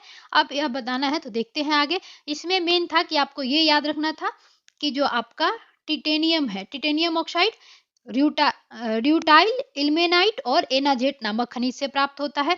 उसके बाद आपको ये याद रखना है कि फ्लोराइड जो है आपका जो दांतों को गलने से रोकता है वो फ्लोराइड नामक खनिज से प्राप्त किया जाता है। फ्लोराइड, ठीक है, तो याद हो जाएगा, ठीक है। इसमें भी आप देखेंगे टिटेनियम है तो वैसे ही इसमें भी थोड़ा सा बोलने में वैसा ही आ रहा है, र्यूटाइल इल्मेनाइट एनाटेज, है ना। तो याद रखिएगा ये क्वेश्चन बने हैं तो फिर कभी बन सकते हैं क्वेश्चन, या प्रीवियस क्वेश्चन भी पूछे जाते हैं। अब चलिए देख रहा है, कह रहा है कि जरा ध्यान से सोचे व बताएं कि रोशनी देने वाले बल्ब में कितने खनिज प्रयुक्त होते हैं, ठीक है। तो देखते हैं। अच्छा एक चीज इसमें और याद रखना था कि अभ्रक क्या करता है, उनका कारण जो चमक प्रदान करने का कार्य कौन करता है, अभ्रक करता है, तो ये भी क्वेश्चन बन सकता है, ठीक है, ध्यान रखिएगा। अब चलिए आगे देखते हैं। देखिए मैं इसलिए रिपीट करती हूँ चीजों को क्योंकि बार बार एनसीईआरटी आप लोग पढ़ते हैं, लेकिन सबको ही को पता है कि सबको ही पढ़ता है, लेकिन क्या होता है कि यादें नहीं रहती चीजें। एक बार रीड कर लिए, बड़े बड़े जो है मैराथन क्लास देख लेते हैं आप लोग, क्या पर याद रह पाता है, नहीं रह पाता। इसलिए मैं चीजों को रिपीट कर देती हूँ ताकि आप लोगों को जो है, पढ़ रहे हैं आप तो वहां पे नॉक करने से क्या होगा, आपके दिमाग में थोड़ा ना थोड़ा घुसेगा ही जरूर, ठीक है। इसलिए मैं नॉक करती हूँ, ठीक है। चलिए, और अगर वीडियो पसंद आया करे तो आप लोग लाइक जरूर किया करें, नए हैं चैनल पे तो सब्सक्राइब भी जरूर किया करें, ठीक है। चलिए, सभी सजीव वस्तुओं को खनिज की आवश्यकता होती है, तो आप सभी को पता है कि सभी को क्या है, खनिज की आवश्यकता होती है। इवन मनुष्य जो है वो भी सजीव वस्तु है, और उसको भी क्या होता है, एक सजीव जीव जो है उसको भी खनिज की जरूरत पड़ती है, जिसमें आप अपने आप को ही ले सकते हैं, ह्यूमन। खनिजों के बिना जीवन प्रक्रिया नहीं चल सकती। यद्यपि हमारे कुल पौष्टिक उपभोग का केवल 0.3% प्रतिशत भाग ही खनिज है। अब ध्यान रखिएगा, हमारे पौष्टिक उपभोग जो होता है उसमें केवल 0.3% भाग ही खनिज होता है। तथापि ये इतने महत्वपूर्ण और गुणकारी हैं कि इनके बिना हम 99.7% भोज्य पदार्थों का उपयोग करने में असमर्थ होंगे। यानी कि सोचिए, मात्र आपका 0.3% है, ठीक है। अगर नहीं रहता, ये महत्वपूर्ण कितना है सोचिए, कि इसके बिना हम 99.7% भोज्य पदार्थों का उपयोग करने में असमर्थ रहते हैं, ठीक है। तो अब ये भी याद रखना है आपको, ठीक है। ये भी पूछा जा सकता है, एक फैक्ट है, डेटा दिया हुआ है, तो ये भी आपको याद रखना है, ठीक है। पौष्टिक उपभोग का कितना % जो है कि भाग है। चलिए आगे दिया है, जरा ध्यान से सोचें और बताएं, भोज्य पदार्थों पर अंकित पोषक तथ्यों को इकट्ठा करें। तो देखते हैं, अब पूछा जा रहा है खनिज क्या है, तो उसका देखिए, भूवैज्ञानिकों के अनुसार खनिज एक प्राकृतिक रूप से विद्यमान समरूप तत्व है जिसकी एक निश्चित आंतरिक संरचना है। खनिज प्रकृति में अनेक रूपों में पाए जाते हैं जिसमें कठोर हीरा, नरम चूना तक सम्मिलित है। खनिज इतने विविध क्यों हैं, तो ये देखेंगे हम। पहले तो आपको यहाँ ये याद रखना है कि खनिज क्या होता है, इसका परिभाषा पूछा जाए तो आपको याद रखना है कि भूवैज्ञानिकों ने ये परिभाषा दिया है कि खनिज एक प्राकृतिक रूप से विद्यमान समरूप तत्व है, ठीक है, जिसकी एक निश्चित आंतरिक संरचना होती है, यानी कि एक आंतरिक इसकी संरचना फिक्स होती है। खनिज प्रकृति में अनेक रूपों में पाए जाते हैं, ठीक है, जिसमें कठोर आप हीरा देख लेंगे, नरम में चूना जो है सम्मिलित है। चलिए आगे देखते हैं। आप चट्टान के विषय में पहले भी पढ़ चुके हैं। चट्टानें खनिज के समरूप तत्वों के यौगिक हैं। कुछ चट्टानें जैसे चूना पत्थर केवल एक ही खनिज से बनी है, लेकिन अधिकतर चट्टानें विभिन्न अनुपातों के अनेक खनिजों का योग है। यद्यपि 2000 से अधिक खनिजों की पहचान की जा चुकी है, यानी कि 2000 प्लस खनिज जो है हम लोग उसके बारे में जानकारी प्राप्त कर चुके हैं, लेकिन अधिकतर चट्टानों में केवल कुछ ही खनिजों की बहुतायत होती है, यानी कि अधिकतर चट्टान जो देखेंगे उसमें कुछ फिक्स खनिज हैं, उनकी जो है बहुलता होती है। चलिए आगे कह रहा है, एक खनिज विशेष जो निश्चित तत्वों का योग है, उन तत्वों का निर्माण उस समय के भौतिक व रासायनिक परिस्थितियों का परिणाम है। इसके फलस्वरूप ही खनिजों में विविध रंग, कठोरता, चमक, घनत्व तथा विविध क्रिस्टल पाए जाते हैं, ठीक है। तो याद रखिएगा कि आपका जो तत्व होते हैं उसी के भौतिक व रासायनिक परिस्थितियों का परिणाम होता है। जो हम लोग देखते हैं कि खनिज में विविध रंग होता है, अलग रंग का होता है, कठोर होता है, कोई नरम होता है, कोई चमकदार होता है, तो किसी का घनत्व ज्यादा होता है, किसी का कम होता है, ठीक है। तो ये चीजें वो समझाने की कोशिश कर रहा है। भूवैज्ञानिक इन्हीं विशेषताओं के आधार पर खनिजों का वर्गीकरण करते हैं। तो रंग, कठोर और चमक, इन सब घनत्व, इन सब के आधार बनाकर, यानी कि ये जो दिया हुआ है इसको आधार बनाकर भूवैज्ञानिक क्या करते हैं, जो है खनिजों का वर्गीकरण यानी कि टाइप्स ऑफ खनिज बनाते हैं ये लोग, ठीक है। आगे दिया है भूगोलविद व भूवैज्ञानिकों द्वारा खनिजों का अध्ययन। तो चलिए देखते हैं इसको। भूगोलविद स्थलाकृतियों की बेहतर जानकारी हेतु खनिज का अध्ययन भूपृष्ठ के एक अंश के रूप में करते हैं। भूगोलवेत्ता खनिज संसाधनों के वितरण व खनिजों से संबंधित आर्थिक क्रियाओं में ज्यादा रुचि रखते हैं, परंतु एक भूवैज्ञानिक खनिजों का निर्माण प्रक्रिया, इनकी आयु व खनिजों के भौतिक व रासायनिक संगठन से संबंधित विषयों की जानकारी रखते हैं, ठीक है।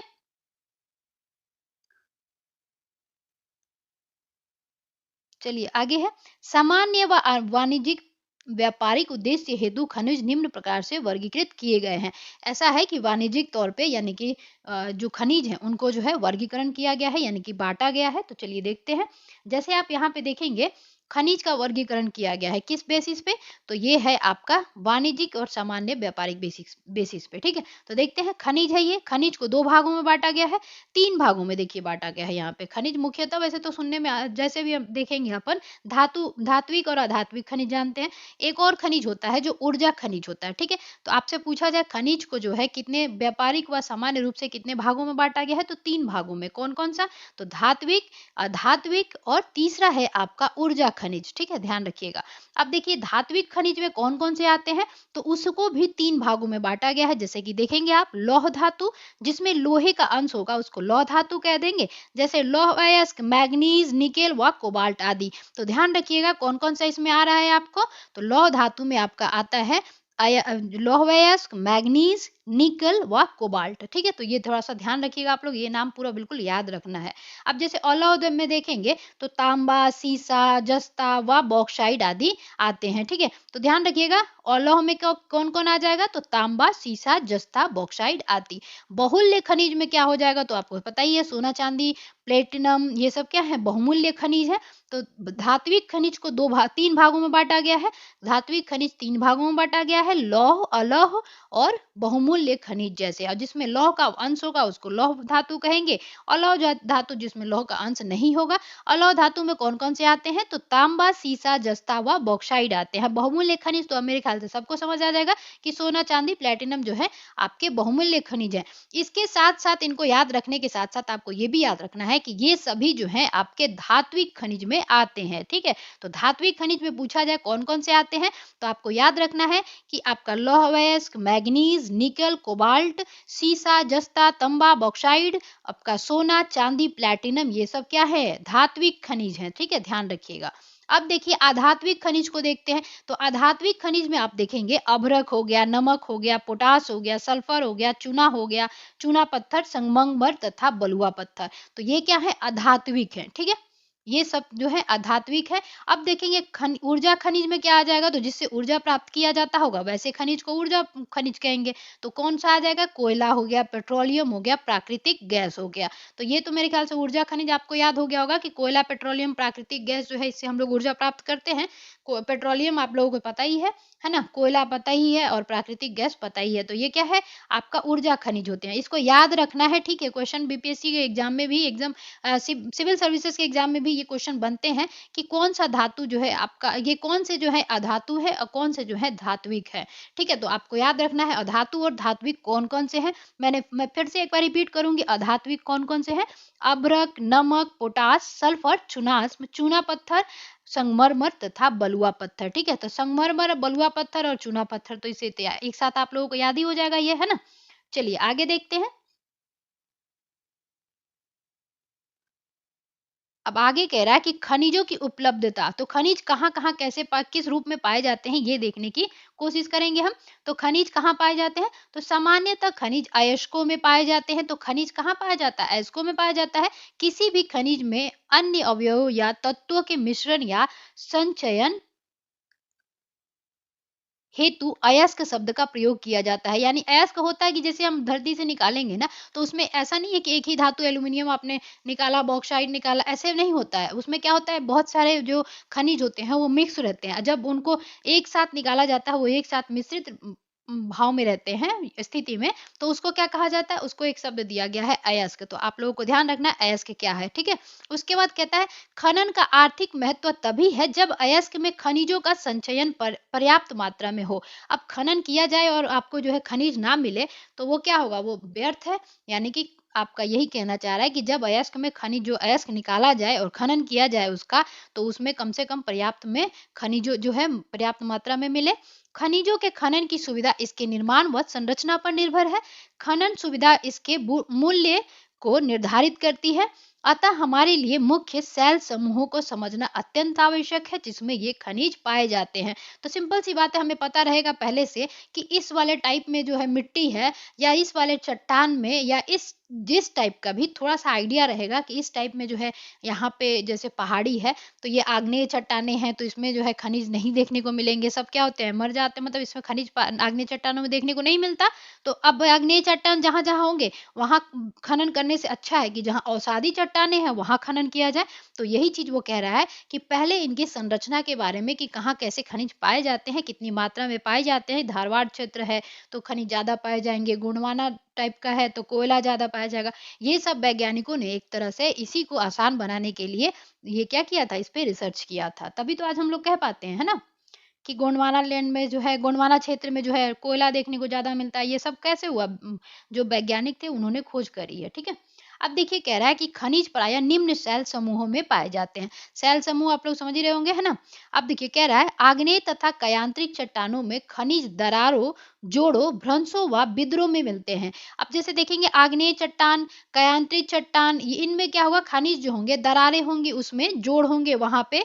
उसके बाद भ्रंशों में, यानी कि भ्रंश समझते होंगे, नदियां जो है कहते हैं ना, नर्मदा नदी भ्रंश से होकर गुजरती है, तो गड्ढा टाइप का बन जाता है उससे।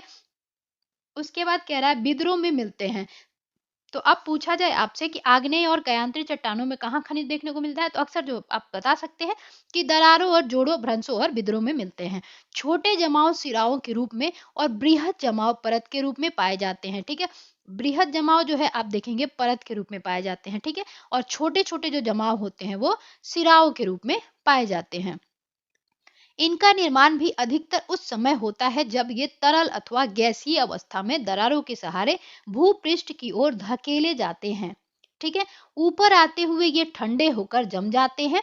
मुख्य धात्विक खनिज जैसे जस्ता, तांबा, जिंक और सीसा आदि इसी तरह सिराओं व जमाओं में रूप में प्राप्त किया जाता है। तो कौन कौन से मुख्य धात्विक खनिज हैं ये? ठीक है, अभी नाम हमने देख ही लिया था कि धात्विक और अधात्विक कौन कौन से हैं। तो अभ्रक वगैरह अधात्विक हो गया, और जैसे जस्ता, तांबा, जिंक और सीसा ये सब क्या है? आपके धात्विक खनिज हैं, वो भी अलौह में आते हैं ये लोग। ठीक है, तो चलिए आगे देखते हैं। अनेक खनिज औसादी चट्टानों के अनेक खनिज संस्तरों या परतों में पाए जाते हैं। तो बहुत सारे खनिज जो है, ज्यादातर देखेंगे खनिज जो है औसादी चट्टानों में देखने को मिलते हैं। तो ये कहाँ मिलते हैं? उनके संस्तर यानी कि परत के ऊपर परत जो होता है ना, परतों में पाए जाते हैं। इनका निर्माण क्षैतिज परतों में निक्षेपण, संचयन व जमाव के परिणाम है। निक्षेपण समझ ही गए होंगे कि क्या होता है, कि अपर्दन होता है तो वो कहीं ना कहीं जाके निक्षेपण करता है, उसी को कहते हैं। संचयन यानी कि जमाव करेगा। ठीक है, तो वह उसी का परिणाम होगा। कोयला तथा कुछ अन्य प्रकार के लौह अयस्कों का निर्माण लंबी अवधि तक अत्यधिक अत्यधिक उष्मा व दबाव का परिणाम है। क्या है, कोयला वगैरह कब बनते हैं? बहुत टाइम लग जाता है, कुछ साल लगते हैं इसमें, तभी तो कहा जाता है कि कोयला जो है सीमित संसाधन है ना। तो वही कह रहा है कि वो क्या होता है, बहुत लंबा समय लेता है। आपको पता होगा ह्यूमन भी कोयला बनाने में कहीं ना कहीं मतलब इंसान जो है भाग लेता है। जब वो मर जाता है तो उसकी हड्डियां जो है गलती हैं, वो सब जीवाश्म वगैरह से बहुत साल लग जाते हैं। आप लोग समझ रहे होंगे।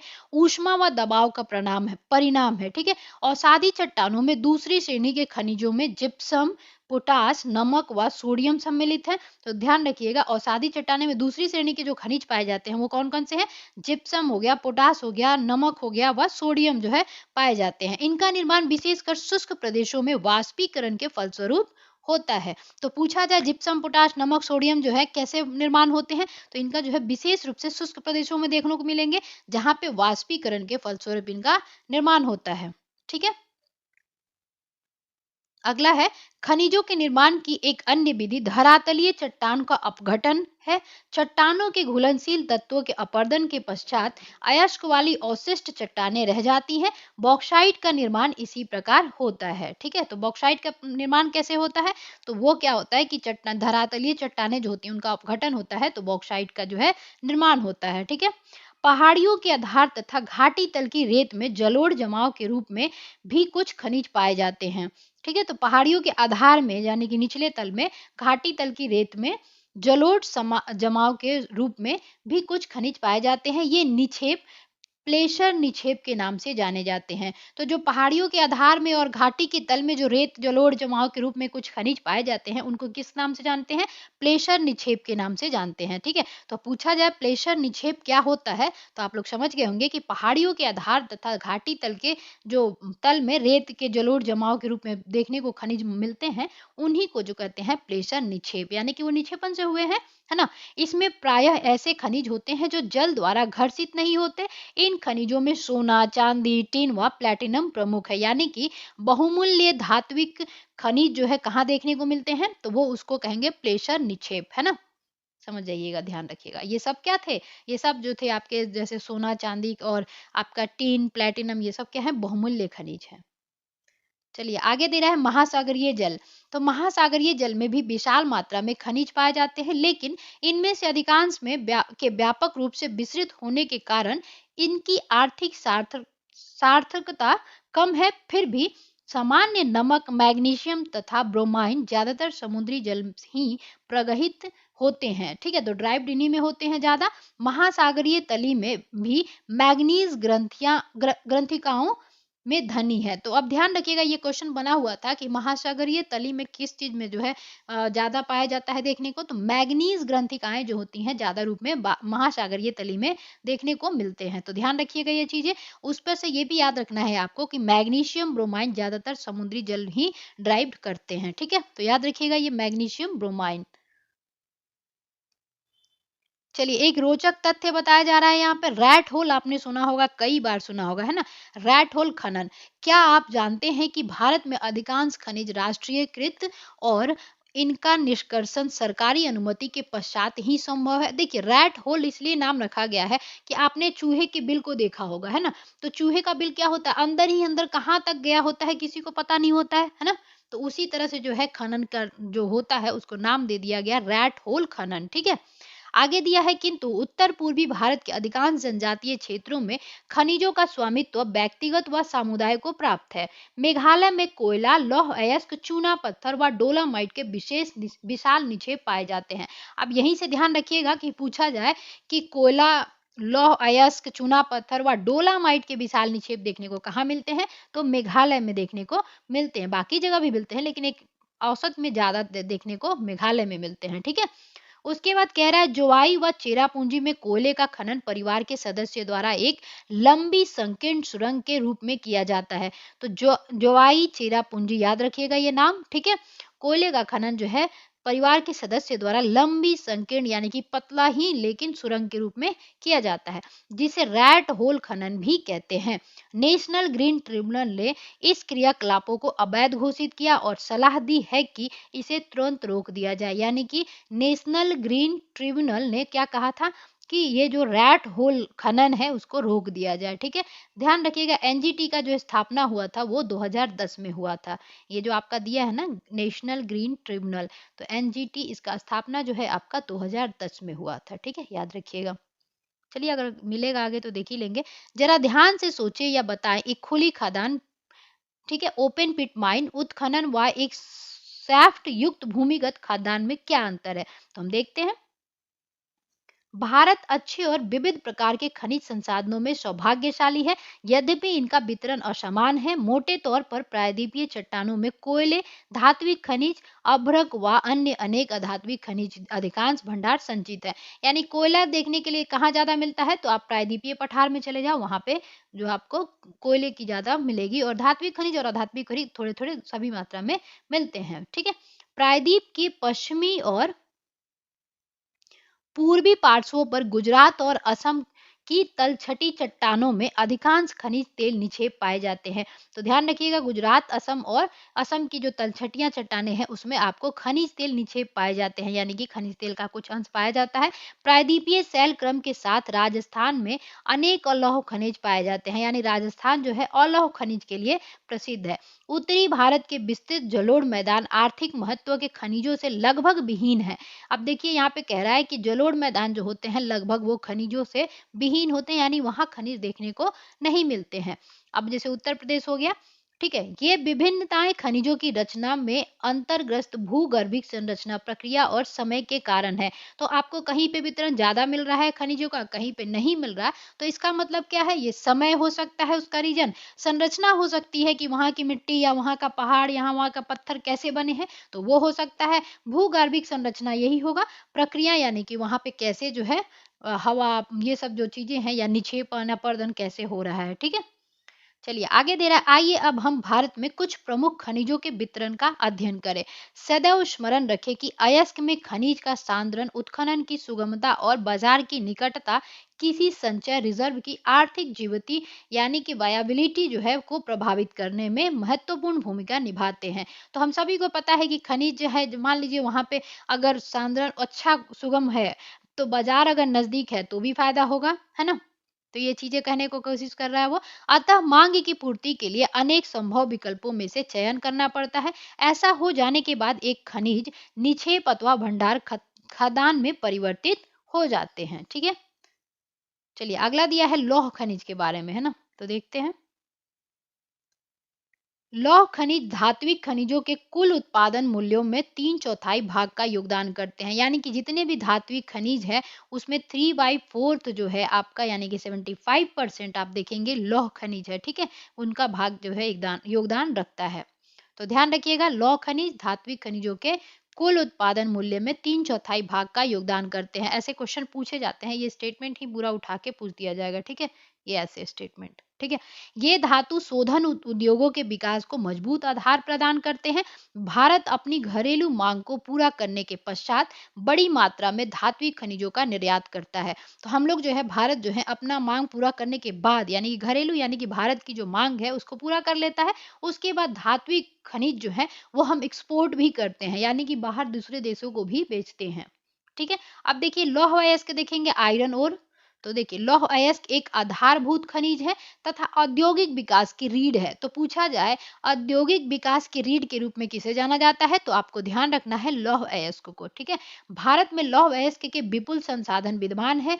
भारत उच्च कोटि के लौह युक्त लौह लोहांश युक्त यानी कि भारत उच्च कोटि के लोहांश युक्त लौह अयस्क में धनी है।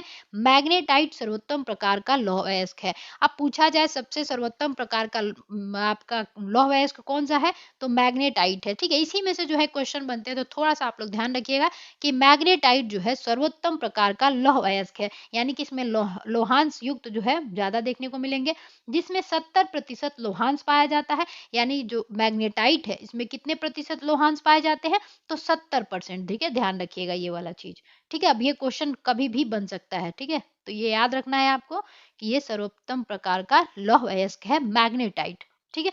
चलिए, इसमें सर्वोच्च चुंबकीय गुण होते हैं जो विद्युत उद्योगों में विशेष रूप से उपयोगी हैं। यानी कि इसमें क्या होता है, आपको चुंबकीय गुण अच्छा होता है, सर्वश्रेष्ठ गुण होता है जो बुद्ध जो है विद्युत उद्योगों में विशेष रूप से उपयोगी है, ठीक है।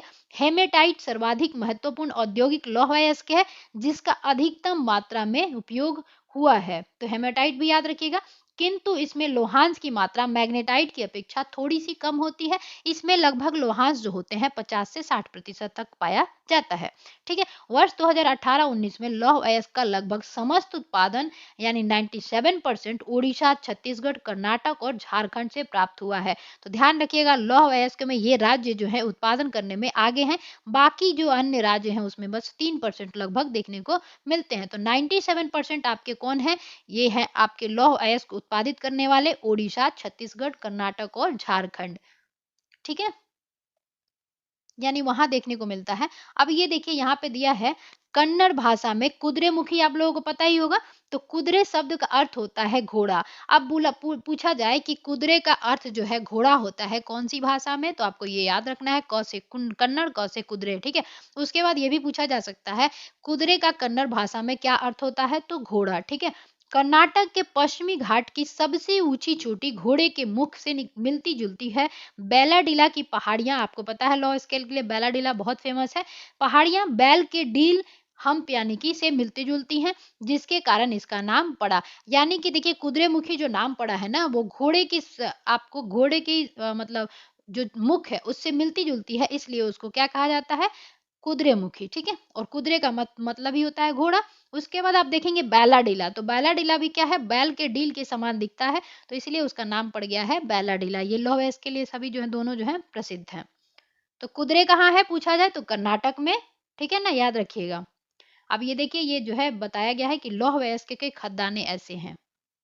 चलिए आगे देखते हैं, भारत में लौह अयस्क की पेटियां कहाँ कहाँ देखने को मिलती है, ये चीजें हम देखेंगे। तो ओडिशा, झारखंड पेटी, ओडिशा में उच्च कोटि का हेमेटाइट किस्म का लौह अयस्क मयूरभंज व के केउझर होता है ये, ठीक है। केंदुझर लिखा है। केउझर जिलों में बादाम पहाड़ खद्यानों से जो है निकाला जाता है। तो बादाम की पहाड़ियां बहुत फेमस है।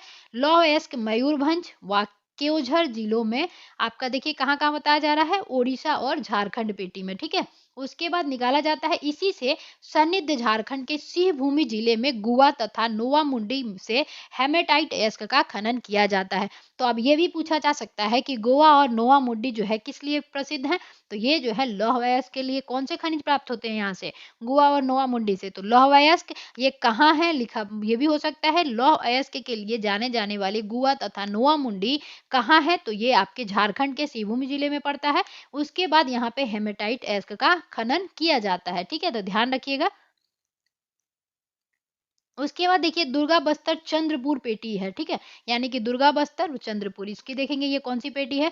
यह पेटी महाराष्ट्र व छत्तीसगढ़ राज्यों के अंतर्गत पाई जाती है। तो दुर्गा बस्तर आप लोगों को पता ही है छत्तीसगढ़ वगैरह में। छत्तीसगढ़ के बस्तर जिले में बैलाडीला पहाड़ी श्रृंखलाओं में अति उत्तम कोटि का हेमेटाइट पाया जाता है। अब यहाँ आपको मिल गया ना कि बैलाटाइट कहाँ है, छत्तीसगढ़ में है, ठीक है, और ये लौह अयस्क के लिए प्रसिद्ध है। तो इसको याद करने के लिए बैला लिखा है ना, तो लौ से ही निकाल लीजिएगा, लौह अयस्क के लिए ये प्रसिद्ध है, ठीक है, ध्यान रखिएगा।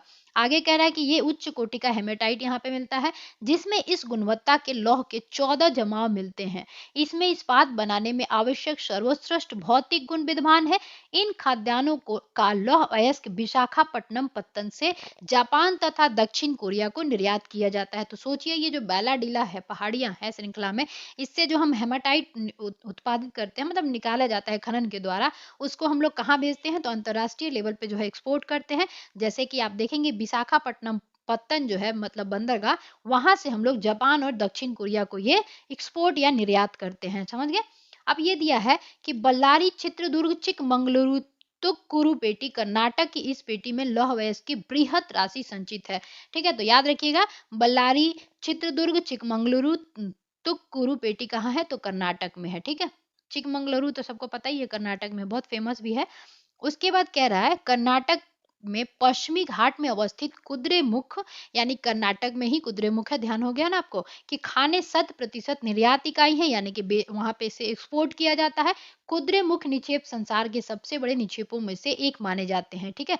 तो कुद्रेमुखी निक्षेप जो है वो संसार के बड़े बड़े निक्षेप है ना, उनमें से एक ये भी है, ठीक है। लौह अयस्क करदम स्लरी रूप में पाइपलाइन द्वारा मंगलुरु के निकट एक पत्तन पर भेजा जाता है। तो ध्यान रखिएगा लौह अयस्क करदम स्लरी रूप में पाइपलाइन द्वारा कहाँ भेजा जाता है, मंगलुरु के निकट एक पत्तन पर भेजा जाता है।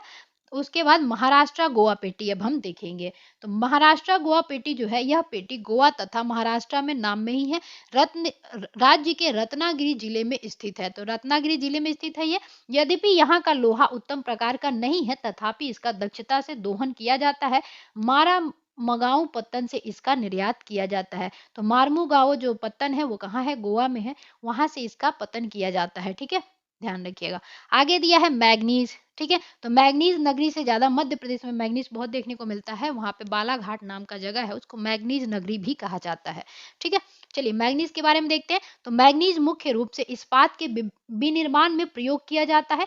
1 टन इस्पात बनाने में लगभग 10 किलोग्राम मैग्नीज की आवश्यकता होती है, यानी 1 टन इस्पात बनाएंगे आप तो उसमें 10 केजी जो है आपको मैग्नीज की आवश्यकता पड़ती है। इसका उपयोग ब्लीचिंग पाउडर, कीटनाशक दवाएं, पेंट बनाने में किया जाता है। तो पूछा जाए मैग्नीज जो है उसका उपयोग मुख्यतः कहाँ देखने को मिलता है, तो आपको ब्लीचिंग पाउडर बताना है, कीटनाशक दवाएं और पेंट बनाने में इसका उपयोग जो है किया जाता है। अब देखिए ये चीजें जो है बताई हैं किसके बारे में, मैग्नीज उत्पादन राज्यों का अंश बताया है, ये 2018-19 के बीच में है, ठीक है। अब देखिए सबसे ज्यादा कौन उत्पादित कर रहा है, तो आप देखेंगे मध्य प्रदेश 33% उत्पादित करता है। इसमें एक बालाघाट है जिला है, वहां पे मैग्नीज बहुत देखने को मिलता है, इसीलिए उसका नाम भी है मध्य प्रदेश की मैग्नीज नगरी, ठीक है। अन्य मात्र 2% है। उसके बाद आपको दूसरे नंबर पे देखेंगे 33 के बाद आप 16% जो है ओडिशा उत्पादित करता है। अभी भी यही रिपोर्ट है, यानी कि मध्य प्रदेश के बाद आपको मैग्नीज जो है ओडिशा में ज्यादा उत्पादित होता है, मतलब देखने को मिलता है। इसके बाद आप देखेंगे कर्नाटक में है, उसके बाद आंध्र प्रदेश में है, यानी मुख्य रूप से देखा जाए मैग्नीज। अच्छा यहाँ पे महाराष्ट्र भी है, ठीक है। तो मैग्नीज जो है सबसे नंबर 1 पे मध्य प्रदेश, फिर महाराष्ट्र, फिर ओडिशा, फिर कर्नाटक, फिर आपका आंध्र प्रदेश, यानी कि ये शेड्यूल करके ही दिया है, ठीक है। तो आप लोग ये थोड़ा सा देख लीजिएगा, है ना।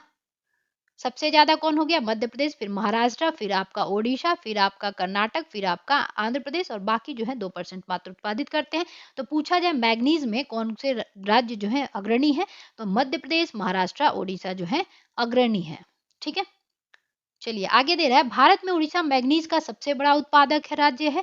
वर्ष 2001 में देश के कुल उत्पादन की 1/3 भाग यहाँ से प्राप्त हुआ है, ठीक है।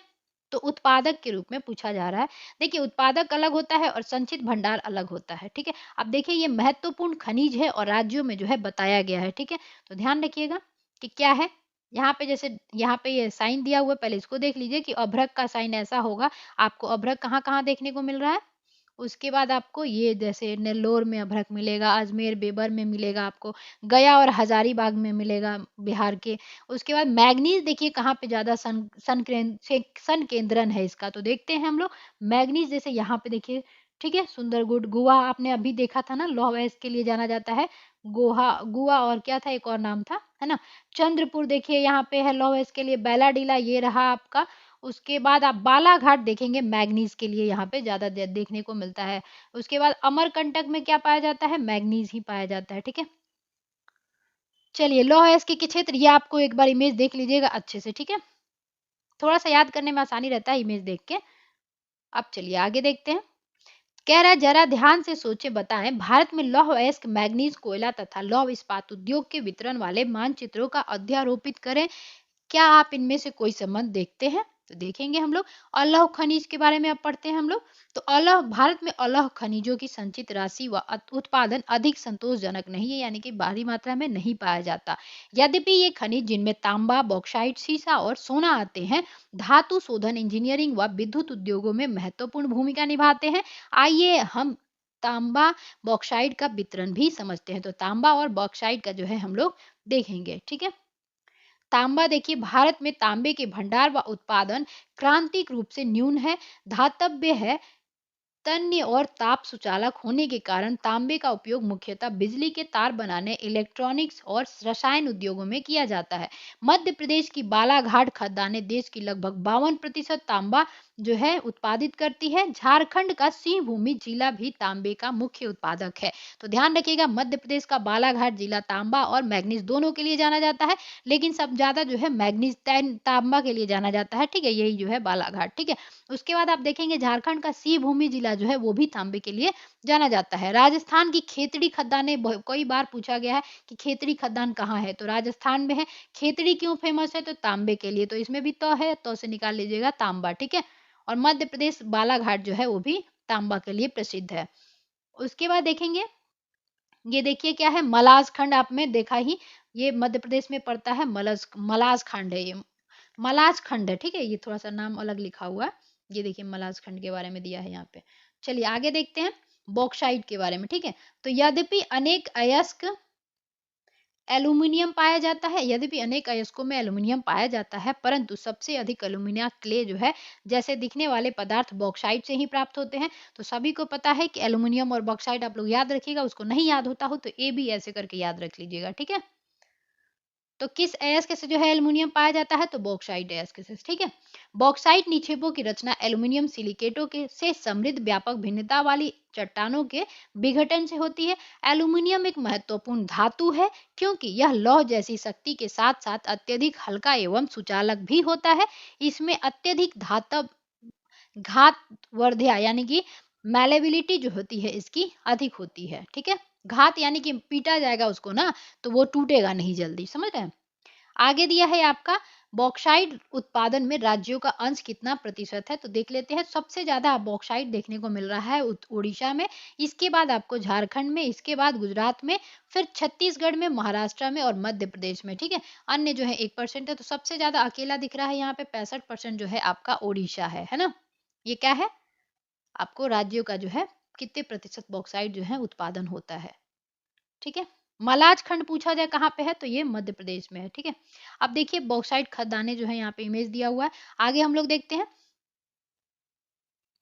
भारत में बॉक्साइट के निक्षेप मुख्यतः अमरकंटक पठार, मैकाल पहाड़ियां तथा बिलासपुर कटनी के पठारी प्रदेश में पाए जाते हैं। तो ये सभी कहाँ है, कटनी वगैरह सब मध्य प्रदेश में पड़ता है, ठीक है। कटनी कहाँ है, मध्य प्रदेश में है, ठीक है। ध्यान रखिएगा अमरकंटक और मैकाल पहाड़ियां भी सतपुड़ा की भाग है। ओडिशा भारत का सबसे बड़ा बॉक्साइट उत्पादक राज्य है। तो पूछा जाए सबसे बड़ा बॉक्साइट उत्पादक राज्य कौन सा है, तो ओडिशा है। यहाँ कोरापुट जिले में अच्छे से इसको देखते हैं, पंचपत माली निक्षेप राज्य के सबसे महत्वपूर्ण बॉक्साइट निक्षेप है। तो पूछा जाए कि पंचपत माली कहाँ पाया जाता है, तो ये ओडिशा में है। और ये कौन से जिले में, तो कोरापुट जिले में है। तो कभी कोरापुट भी पूछा जा सकता है, कभी पंचमत माली भी। तो ध्यान रखिएगा, इससे याद रखिएगा कि ओडिशा, कोरापुट जिला, पंचत माली, ठीक है। बॉक्साइट ऐसे करके याद रखिएगा, ये सब क्वेश्चन बनते हैं इसलिए। चलिए आगे देखते हैं, जरा ध्यान से सोचे व बताएं, भारत के भौतिक मानचित्र पर बॉक्साइट की खदानें चिन्हित करना है। अब यहाँ देखिए एक रोचक तथ्य बता रहा है कि एल्यूमिनियम की खोज के बाद सम्राट नेपोलियन तृतीय अपने कपड़े पर एल्यूमिनियम से बने हुक व बटन पहनता था। यानी जो ये नेपोलियन था वो क्या करता था, एल्यूमिनियम से बने हुए बटन जो है और हुक पहनता था। आज देखेंगे लोग सोने के बटन भी पहनते हैं। तथा अपने खास मेहमानों को एल्यूमिनियम से बने बर्तनों से भोजन कराता तथा आम मेहमानों को सोने व चांदी के बर्तनों में भोजन परोसता था। इस घटना के 30 वर्ष बाद पेरिस में भिखारियों के पास एल्यूमिनियम के बर्तन एक आम बात थी। और वाकई सच में देखा जाता है आज भी भिखारियों के पास जो है एल्यूमिनियम के बर्तन ज्यादा देखने को मिलते हैं, है ना, रोड पे। आधात्विक खनिज के बारे में देखेंगे, अभ्रक। ठीक है, तो अभ्रक एक ऐसा खनिज है जो प्लेटो अथवा पतरन क्रम में पाया जाता है। तो ये प्लेटो और पतरन क्रम में पाया जाता है। इसका चादरों में विपाटन स्प्लिट आसानी से हो सकता है। ये परतें इतनी महीन हो सकती हैं कि इसकी 1000 परतें कुछ सेंटीमीटर ऊंचाई में समाहित हो सकती हैं। अभ्रक पारदर्शी काले, हरे, लाल, पीले अथवा भूरे रंग का हो सकता है। तो अभ्रक का कलर क्या हो सकता है, काला, हरा, थोड़ा सा लाल पीला भी हो सकता है। मैक्सिमम जो देखा जाता है भूरे रंग का होता है ये। ठीक है, चलिए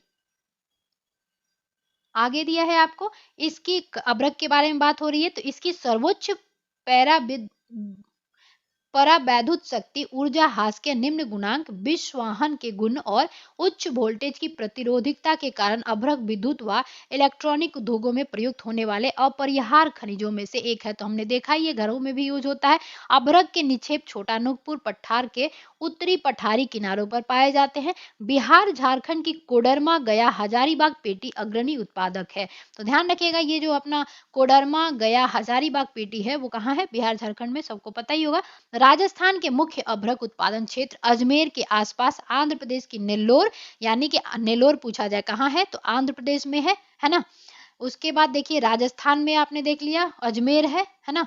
उसके बाद बिहार झारखंड में हमने देख ही लिया कोडरमा, गया, हजारीबाग। उसके बाद देखेंगे आप अभ्रक पेटी भी देश की महत्वपूर्ण उत्पादक पेटी है। ठीक है, अब देखते हैं चट्टानी खनिज के बारे में, लाइमस्टोन। तो देखिए चूना पत्थर, लाइमस्टोन चूना पत्थर कैल्शियम या कैल्शियम कार्बोनेट तथा मैग्नीशियम कार्बोनेट से बनी चट्टानों में पाया जाता है। तो पूछा जाए चूना पत्थर जो है कहाँ देखने को मिलता है, तो कैल्शियम या कैल्शियम कार्बोनेट तथा मैग्नीशियम कार्बोनेट से जो बनी चट्टानें होती हैं वहां अधिकांशतः जो है ये देखने को चूना पत्थर मिलते हैं। यह अधिकांशतः औषधि चट्टानों में पाया जाता है, यानी कि चूना पत्थर जो है आपको देखने को कहाँ मिलेगा, औषधि चट्टानों में। तथा चूना पत्थर सीमेंट उद्योग का एक आधारभूत कच्चा माल होता है। तो पता ही है सीमेंट में चूना पत्थर का जो है कच्चा माल यानी यूज किया जाता है। और लौह प्रगलन की भट्टियों के लिए अनिवार्य है, यानी लौह का जब प्रगलन किया जाता है तो उसमें भट्टियों में जो है इसको यूज किया जाता है। जरा ध्यान से सोचे व बताएं, मानचित्र का अध्ययन करें तथा बताएं छोटा अनूपपुर क्षेत्र खनिजों का भंडार क्यों है। ठीक है, तो आपको पता ही है कोयला राजधानी भी कहा जाता है धनबाद, जो कि आपको कहाँ पड़ता है, झारखंड में, है ना। अब देखिए यहाँ दे रहा है कि चूना पत्थर के उत्पादन में राज्यों का अंश क्या है। तो चूना पत्थर में सबसे ज्यादा किसका दिख रहा है आपको, राजस्थान का दिख रहा है ना। राजस्थान के बाद आपको मध्य प्रदेश और आंध्र प्रदेश लगभग इक्वल ही है। उसके बाद छत्तीसगढ़ है, उसके बाद कर्नाटक, तेलंगाना, गुजरात, तमिलनाडु और महाराष्ट्र। ठीक है, और अन्य 8% है। ठीक है, चलिए आगे कह रहा है खनन को घातक उद्योग किलर इंडस्ट्री बनाने से रोकने के लिए दृढ़ सुरक्षा विनियम और पर्यावरणीय कानूनों का क्रियान्वयन अनिवार्य है। क्यों, क्योंकि खनन में बहुत से देखते हैं आप मृत्यु वगैरह जो है सुनने को मिलता है। चलिए आगे देखते हैं खनन के जोखिम खतरे। अब क्या है खनन के मतलब खनन होता है उसमें क्या क्या खतरे आ सकते हैं खनन करते समय, ये चीजें देखते हैं। क्या आपने कभी खनिजों द्वारा आपके जीवन को सुविधाजनक बनाने के लिए किए गए प्रयासों के बारे में सोचा है कि ये कहाँ से कैसे बनते हैं, आते हैं। खनन का खनिकों के स्वास्थ्य यानी जो खनन करते हैं स्वास्थ्य तथा पर्यावरण पर क्या प्रभाव पड़ता है। ठीक है, तो ये चीजें देखने को मिलता है। आगे कह रहा है खनन क्षेत्रों में धूल उठने से वायु प्रदूषण। तो खनन क्षेत्रों में धूल उठता है उससे क्या होता है, वायु प्रदूषण होता है। अब थोड़ा सा हम लोग खनन करने वालों के लिए देख लेते हैं। तो खदानों में काम करने वाले श्रमिक लगातार धूल व हानिकारक धुएं में सांस लेते हुए फेफड़े संबंधी बीमारियों के शिकार हो जाते हैं। तो अगर पूछा जाए कि खदानों में काम करने वाले श्रमिकों को किस टाइप की बीमारी देखने को ज्यादा मिलती है, तो फेफड़े संबंधी जो है आपको बीमारियां देखने को मिलती है। खदानों की छतों से गिरने, सैलाब आने, जल प्लावित होना, कोयले की खदानों में आग लगने आदि खतरे खदान श्रमिकों के लिए अस्थायी हैं, यानी कि कभी कभी भी आते रहते हैं ये सब। खाद्यान्न क्षेत्रों में खनन के कारण जल स्रोत संदूषित हो जाता है, यानी प्रदूषित हो जाता है। अवशिष्ट पदार्थों तथा खनिज तरल के मलबे के खता लगाने से भूमि व मिट्टी का अवक्षय होता है। और सरिताएं नदियां भी जो होती हैं, जो सरिताएं या नदियां कहो, वो भी प्रदूषण उससे भी बढ़ता है। तो आप खनन ऐसा इजी नहीं है कि बहुत खनन कर रहे हैं तो अच्छा ही। अब देखिए ये दिया गया है कि कैसे पेपर में जो है निकलता है। देखिए यहाँ पे दिया है over 50% of coal belt mines unsafe, यानी कि ये सेफ नहीं है। जितने भी माइन है, खदानें हैं, वो कोल की, वो क्या है 50% से जो है लगभग 50%, ओवर 50%, यानी उससे ज्यादा ही कहा जा रहा है। माइंस जो है अनसेफ है, यानी कि सेफ नहीं है ना। Safety standards were not in place, यानी कि वहां पे जहां पे खनन हो रहा है वहां पे सेफ्टी स्टैंडर्ड नहीं अच्छे से डेवलप किए गए हैं। ये सब जो है न्यूज में अक्सर देखने को मिलता है। अब ये देखिए यहाँ पे दिया है Jharia to be shifted. Jharia आपने बेल्ट सुना ही होगा, झारखंड में पड़ता है ना। चलिए आगे है, खनिजों के संरक्षण कैसे किए जा सकते हैं, तो ये देखते हैं हम। तो हम सभी को उद्योग और कृषि खनिज निक्षेपों और उनसे विनिर्मित पदार्थों पर भारी निर्भरता सुप्रेषित है। खनन योग्य निक्षेप की कुल राशि असार्थक अंश है, अर्थात भूपट्टी का 1%। जिन खनिज संसाधनों के निर्माण व सांद्रण में लाखों वर्ष लगे हैं, हम उनका शीघ्रता से उपयोग कर रहे हैं। खनिज निर्माण की भूगर्भिक प्रक्रिया इतनी धीमी है कि उनके वर्तमान उपभोग की दर की तुलना में उनके पुनर्भरण की, यानी कि फिर से उनके बनने की दर में जो है उनके पुनर्भरण की दर में अपरिमित रूप से थोड़ी है। इसलिए खनिज संसाधन सीमित तथा अनवीनीकरण योग्य है। ठीक है, तो ध्यान रखिएगा खनिज संसाधन जो है अनवीनीकरण, यानी कि उसका जो है नॉन रिन्यूएबल है। ठीक है, समृद्ध खनिज निक्षेप हमारे देश की अत्यधिक मूल्यवान संपत्ति है, लेकिन ये अल्पजीवी हैं। अयस्कों के सतत उत्खनन से लागत बढ़ती है, क्योंकि खनिजों के उत्खनन की गहराई बढ़ने के साथ उनकी गुणवत्ता क्या होती है, थोड़ी थोड़ी घटती जाती है धीरे धीरे। ठीक है, तो अगर पूछा जाए कि खनिजों के उत्खनन में जो है गहराई बढ़ने के साथ जो है खनिजों की गुणवत्ता में बढ़ोतरी होती है या घटता है, तो ये समझ याद रखिएगा घटता है। ठीक है, आपने खनिज संसाधनों को सुनियोजित एवं सतत पोषणीय ढंग से प्रयोग करने के लिए एक तालमेल युक्त प्रयास करना होगा। निम्न कोटि के अयस्कों का कम लागतों पर प्रयोग करने के लिए उन्नत प्रौद्योगिकियों का सतत विकास करते रहना होगा। धातुओं का पुनः चक्रण, रद्दी धातुओं का प्रयोग तथा अन्य प्रतिस्थापनों का उपयोग भविष्य में हमारे खनिज संसाधनों के संरक्षण के उपाय हैं। यानी कि हम क्या करें, धातुओं का पुनः चक्रण करें, यानी रिसाइकल करें, फिर सतत विकास उसमें करते रहें और उसका जो सीमित है उपयोग करें। तो इन सब चीजों से थोड़ा सा क्या होगा, हमारा खनिज जो है संसाधन उसका संरक्षण हो पाएगा। ठीक है, आगे कह रहा है जरा ध्यान से सोचे और बताएं, उन पदार्थों की सूची बनाइए। तो ये आपके लिए बनाने को बताया है। चलिए देखते हैं ऊर्जा संसाधन। तो ऊर्जा सभी क्रियाकलापों के लिए आवश्यक है। खाना पकाने में, रोशनी व ताप के लिए, गाड़ियों के संचालन के लिए, उद्योगों में मशीनों के संचालन में ऊर्जा की आवश्यकता होती है। तो ऊर्जा का कहाँ कहाँ आवश्यकता होता है, ये चीजें आपको एक ब्रीफ कर दिया है कि यहाँ यहाँ आपको देखने को मिलता है ऊर्जा संसाधन का यूज। ठीक है, ऊर्जा का उत्पादन ईंधन खनिज जैसे कोयला, पेट्रोलियम, प्राकृतिक गैस, यूरेनियम तथा विद्युत से किया जाता है। तो हमने अभी देखा ही था कि आपका जो है तीसरा रूप क्या था खनिज का, खनिज संसाधन। तो वो जो आपका कोयला है, पेट्रोलियम है, प्राकृतिक गैस है, ये सब किस में आते हैं, खनिज ऊर्जा खनिज में आते हैं। ठीक है, ये उसके बाद कह रहा है ऊर्जा संसाधनों को परंपरागत तथा गैर परंपरागत साधनों में वर्गीकृत किया जा सकता है। तो ऊर्जा जितने भी संसाधन है उसको क्या करते हैं हम, परंपरागत और गैर परंपरागत में हम क्या करते हैं, साधनों में वर्गीकृत कर सकते हैं। परंपरागत साधनों में लकड़ी हो जाएगा आपका, उपले, कोयला, पेट्रोलियम, प्राकृतिक गैस तथा विद्युत, दोनों जल विद्युत व ताप विद्युत सम्मिलित है। तो ये सब चीजें क्या है, परंपरागत साधने जो है, जैसे आपका देखेंगे कोयला क्या है, समाप्त हो जाएगा तो फिर ये मिलेगा नहीं आपको। पेट्रोलियम क्या हो जाएगा, समाप्त हो जाएगा तो मिलेगा नहीं। यानी कि परंपरागत साधनों में ये होता है जो हम प्रकृति से यानी पृथ्वी के अंदर से जो पाते हैं और जो सीमित है, जिसके खत्म होने की संभावना है। ठीक है, ध्यान रखिएगा ये चीजें। आगे कह रहा है,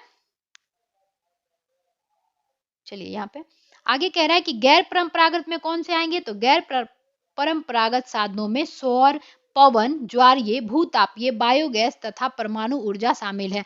ध्यान रखिएगा कि कभी कभी कंफ्यूजन हो जाता है कि जैसे यहाँ पे देखिए क्या दिया है, ये परंपरागत में दिया है कौन सा आपका ये वाला, ठीक है।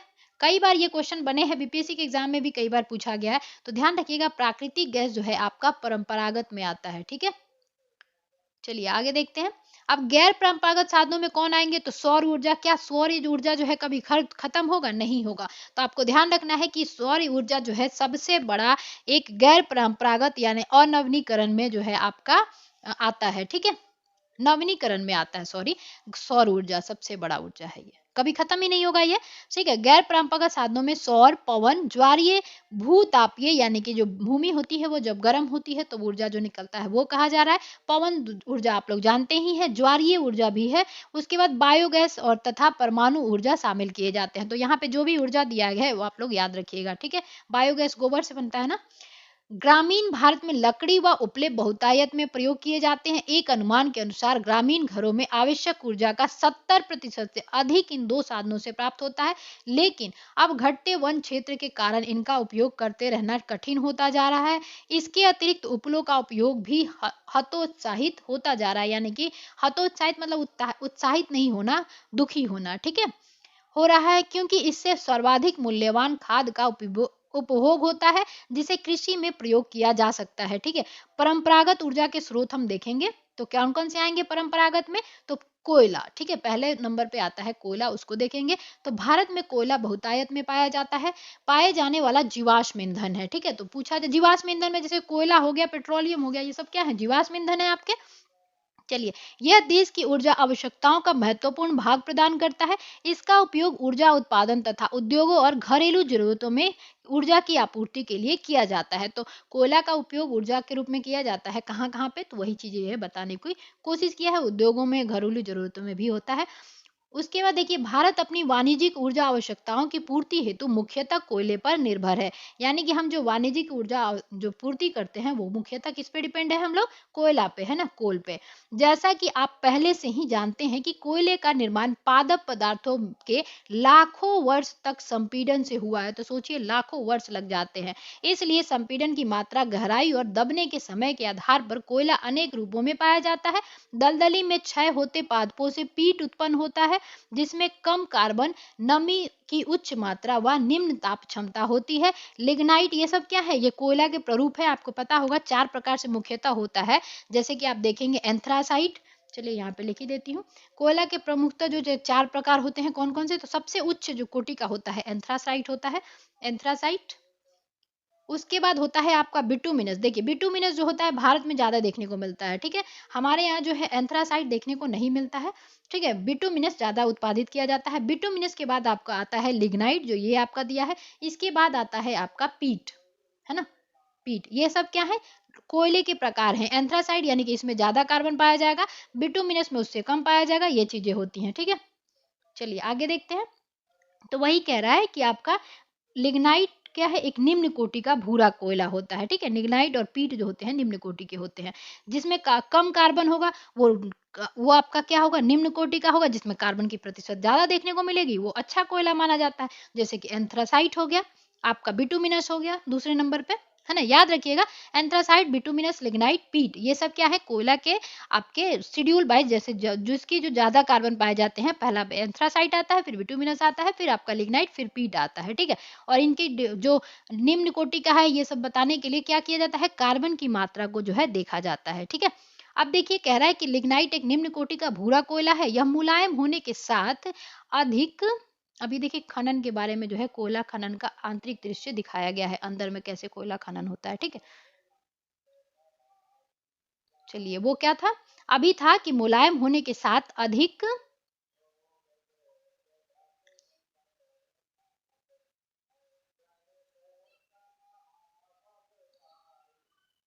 यहाँ पे दिया है मुलायम होने के साथ अधिक हाँ, ये नमी युक्त होता है, ठीक है। उसमें क्या होता है, मुलायम भी होता है और नमी युक्त भी होता है लिग्नाइट, ठीक है। अब थोड़ा सा ये इमेज देख लेते हैं हम लोग। कोयला खदान का बाह्य दृश्य, ये बाह्य दृश्य है आपका, और वो आंतरिक दृश्य दिखाया गया था आपको, ठीक है। अब देखिए भारत में जो है कोयला कहाँ कहाँ देखने को मिलता है। देखिए ये छत्तीसगढ़ का कोरबा है, प्रसिद्ध है। तलचर प्रसिद्ध है आपका।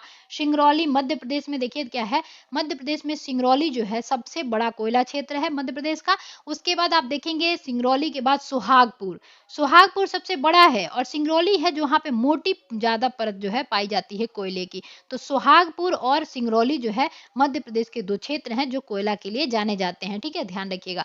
बोकारो, फिर झरिया, फिर आपका रानीगंज, उसके बाद देखेंगे आप यहाँ पे झाबुआ, विजयपुर, ये सब क्या है, ये आपको देखने को मिलेंगे कोयला खदानें जहां जहां मिलेगी। सिंगरैनी में हो गया, तलचर और कोरबा में। तो आपसे पूछा जाए, आपके मैक्स ऐसे पूछा जाए कि कोयला खदानें कौन कौन सी हैं, लगभग नाम दे दिया जाए ऑप्शन में, तो याद रखिएगा कि नेवेली, सिंगरेनी, तलचर, कोरबा, सिंगरौली, बोकारो, झरिया, रानीगंज, ये सब क्या है, कोयला की खदानें हैं, मतलब वहां कोयला देखने को मिलता है। वहीं तेल क्षेत्र देखेंगे तो आपको किधर ज्यादा मिलेगा, गुजरात साइड में ज्यादा देखने को मिलेगा। जैसे यहाँ पे देखेंगे अंकलेश्वर, हजारी, झाबुआ, कलोल, वडोदरा, विजयपुर, ये सब क्या है, आपके तेल के क्षेत्र है, ठीक है। अब मुख्य सुरक्षित प्राकृतिक गैस बहुत कम देखने को मिलता है, तो वो कहाँ देखने को मिल रहा है आपको, यहाँ पे देखिए, है ना।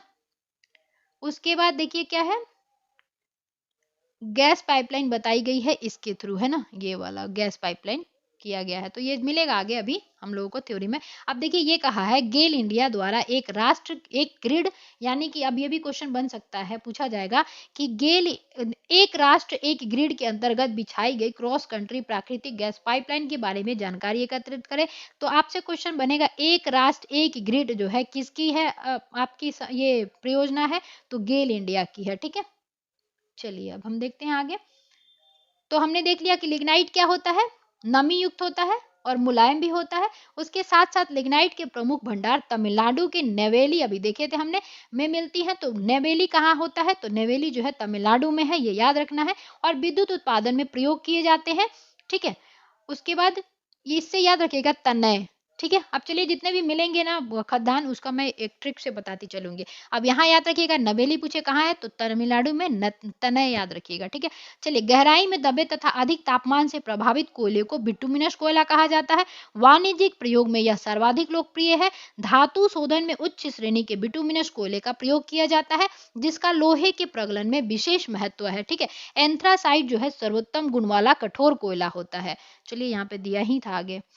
तो एंथ्रासाइट आप यहाँ से आपको याद हो गया होगा कि सर्वोत्तम गुण वाला कठोर कोयला होता है। भारत में कोयला दो प्रमुख भूगर्भिक युगों में के शैल क्रम में पाए जाते हैं। तो कोयला कहाँ देखने को आपको मिलेगा भारत में, तो एक तो गोंडवाना जिसकी आयु 200 लाख वर्ष से कुछ अधिक है।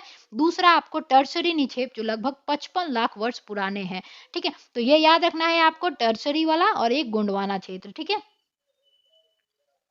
उसके बाद आगे दिया है गोंडवाना कोयले जो धातु शोधन कोयला है के प्रमुख संसाधन दामोदर घाटी, पश्चिम बंगाल तथा झारखंड में दामोदर घाटी आप लोगों को पता होगा, झरिया रानीगंज बोकारो में स्थित है, ठीक है। जो महत्वपूर्ण कोयला क्षेत्र है, ठीक है, तो झरिया, बोकारो, रानीगंज, उसके बाद दामोदर घाटी कोयले के लिए जानी जाती है। तो ध्यान रखिएगा, ये दामोदर घाटी भी थोड़ा सा याद रखिएगा। उसके बाद दिया है गोदावरी, महानदी, सोन व वर्धा नदी घाटियों में भी कोयले का जमाव देखने को मिलता है। तो यानी दामोदर नदी आ गई आपकी, गोदावरी आ गई, महानदी, सोन व वर्धा नदी, आपको उसके घाटी में भी कोयले के निक्षेप पाए जाते हैं, ठीक है। आगे है टर्शरी कोयला क्षेत्र उत्तर पूर्वी राज्यों मेघालय, असम, अरुणाचल प्रदेश व नागालैंड में पाया जाता है। तो टर्शरी कोयला कहाँ देखने को मिलेगी आपको, तो मेघालय, असम, अरुणाचल प्रदेश, नागालैंड, यानी कि उत्तर पूर्वी राज्य जो है। यह स्मरण रहे कि कोयला स्थूल पदार्थ है जिसका प्रयोग करने पर भार घटता है क्योंकि यह राख में परिवर्तित हो जाता है। इसी कारण भारी उद्योग तथा ताप विद्युत गृह कोयला क्षेत्रों अथवा उनके निकट ही स्थापित किए जाते हैं। तो कोयला बहुत भारी रहता है तो उसका निकट में ही कहीं भी स्थापित किए जाते हैं, ठीक है। ध्यान रखिएगा कि कोयला एक स्थूल पदार्थ है। आगे देखते हैं पेट्रोलियम के बारे में। तो भारत में कोयले के पश्चात ऊर्जा का दूसरा प्रमुख साधन पेट्रोलियम या खनिज तेल है। यह ताप व प्रकाश के लिए ईंधन, मशीनों का स्नेहक और अनेक विनिर्माण उद्योगों में उसका उपयोग किया जाता है, ठीक है। तो तेल का जो है स्नेहक के रूप में भी यूज किया जाता है। आगे दिया है कच्चा माल प्रदान करता है तेल शोधन सलाह, संश्लेषित वस्त्र, उर्वरक तथा असंख्य रसायन उद्योगों में एक नोडीय बिंदु काम करती है। भारत में अधिकांश पेट्रोलियम की उपस्थिति टर्शरी युग की सेल संरचनाओं में अपनति व भ्रंश ट्रैप में पाई जाती है। तो अभी हमारे यहाँ जो पेट्रोलियम है वो देखने को कहाँ मिलती है ज्यादा, तो टर्शरी युग की सेल संरचनाओं में देखने को मिलती हैं। ठीक है, वलन, अपनति और गुंबदों वाले प्रदेशों में यह वहां पाया जाता है जहां उद्वलन के शीर्ष में तेल ट्रैप हुआ होता है। तेल धारक परत संद्र चूना पत्थर या बालू पत्थर होता है जिसमें से तेल प्रवाहित हो सकता है। ठीक है, मध्यवर्ती असरंध्र परतें तेल को ऊपर उठने व नीचे रिसने से रोकती हैं। तो कौन रोकती हैं, तो मध्यवर्ती असरंध्र परतें। ठीक है, पेट्रोलियम सरंध्र और असरंध्र, ठीक है, चट्टानों के बीच भ्रंश ट्रैप में भी पाया जाता है।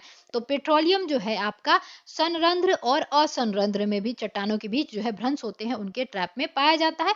प्राकृतिक गैस हल्की होने के कारण खनिज तेल के ऊपर पाई जाती है, यानी प्राकृतिक गैस जो है उसका घनत्व जो है हल्का होता होगा, इसीलिए वो खनिज तेल के ऊपर पाई जाएगी, है ना, ध्यान रखिएगा। तो ये क्वेश्चन भी बन सकता है कि प्राकृतिक गैस जो है खनिज तेल के ऊपर पाई जाती हैं या खनिज जो है तेल ऊपर पाया जाता है प्राकृतिक गैस के। तो ध्यान रखिएगा, प्राकृतिक गैस जो है हल्की होने के कारण खनिज तेल के ऊपर पाई जाती है। ठीक है, भारत मुंबई हाई यानी कि मुंबई हाई, गुजरात और असम प्रमुख पेट्रोलियम उत्पादक क्षेत्र है। तो भारत में कहाँ पे ज्यादा पेट्रोलियम देखने को मिलता है, तो मुंबई हाई, गुजरात और असम में। ठीक है, भारत के मानचित्र में 3 प्रमुख अपतटीय तेल क्षेत्र चिन्हित करें।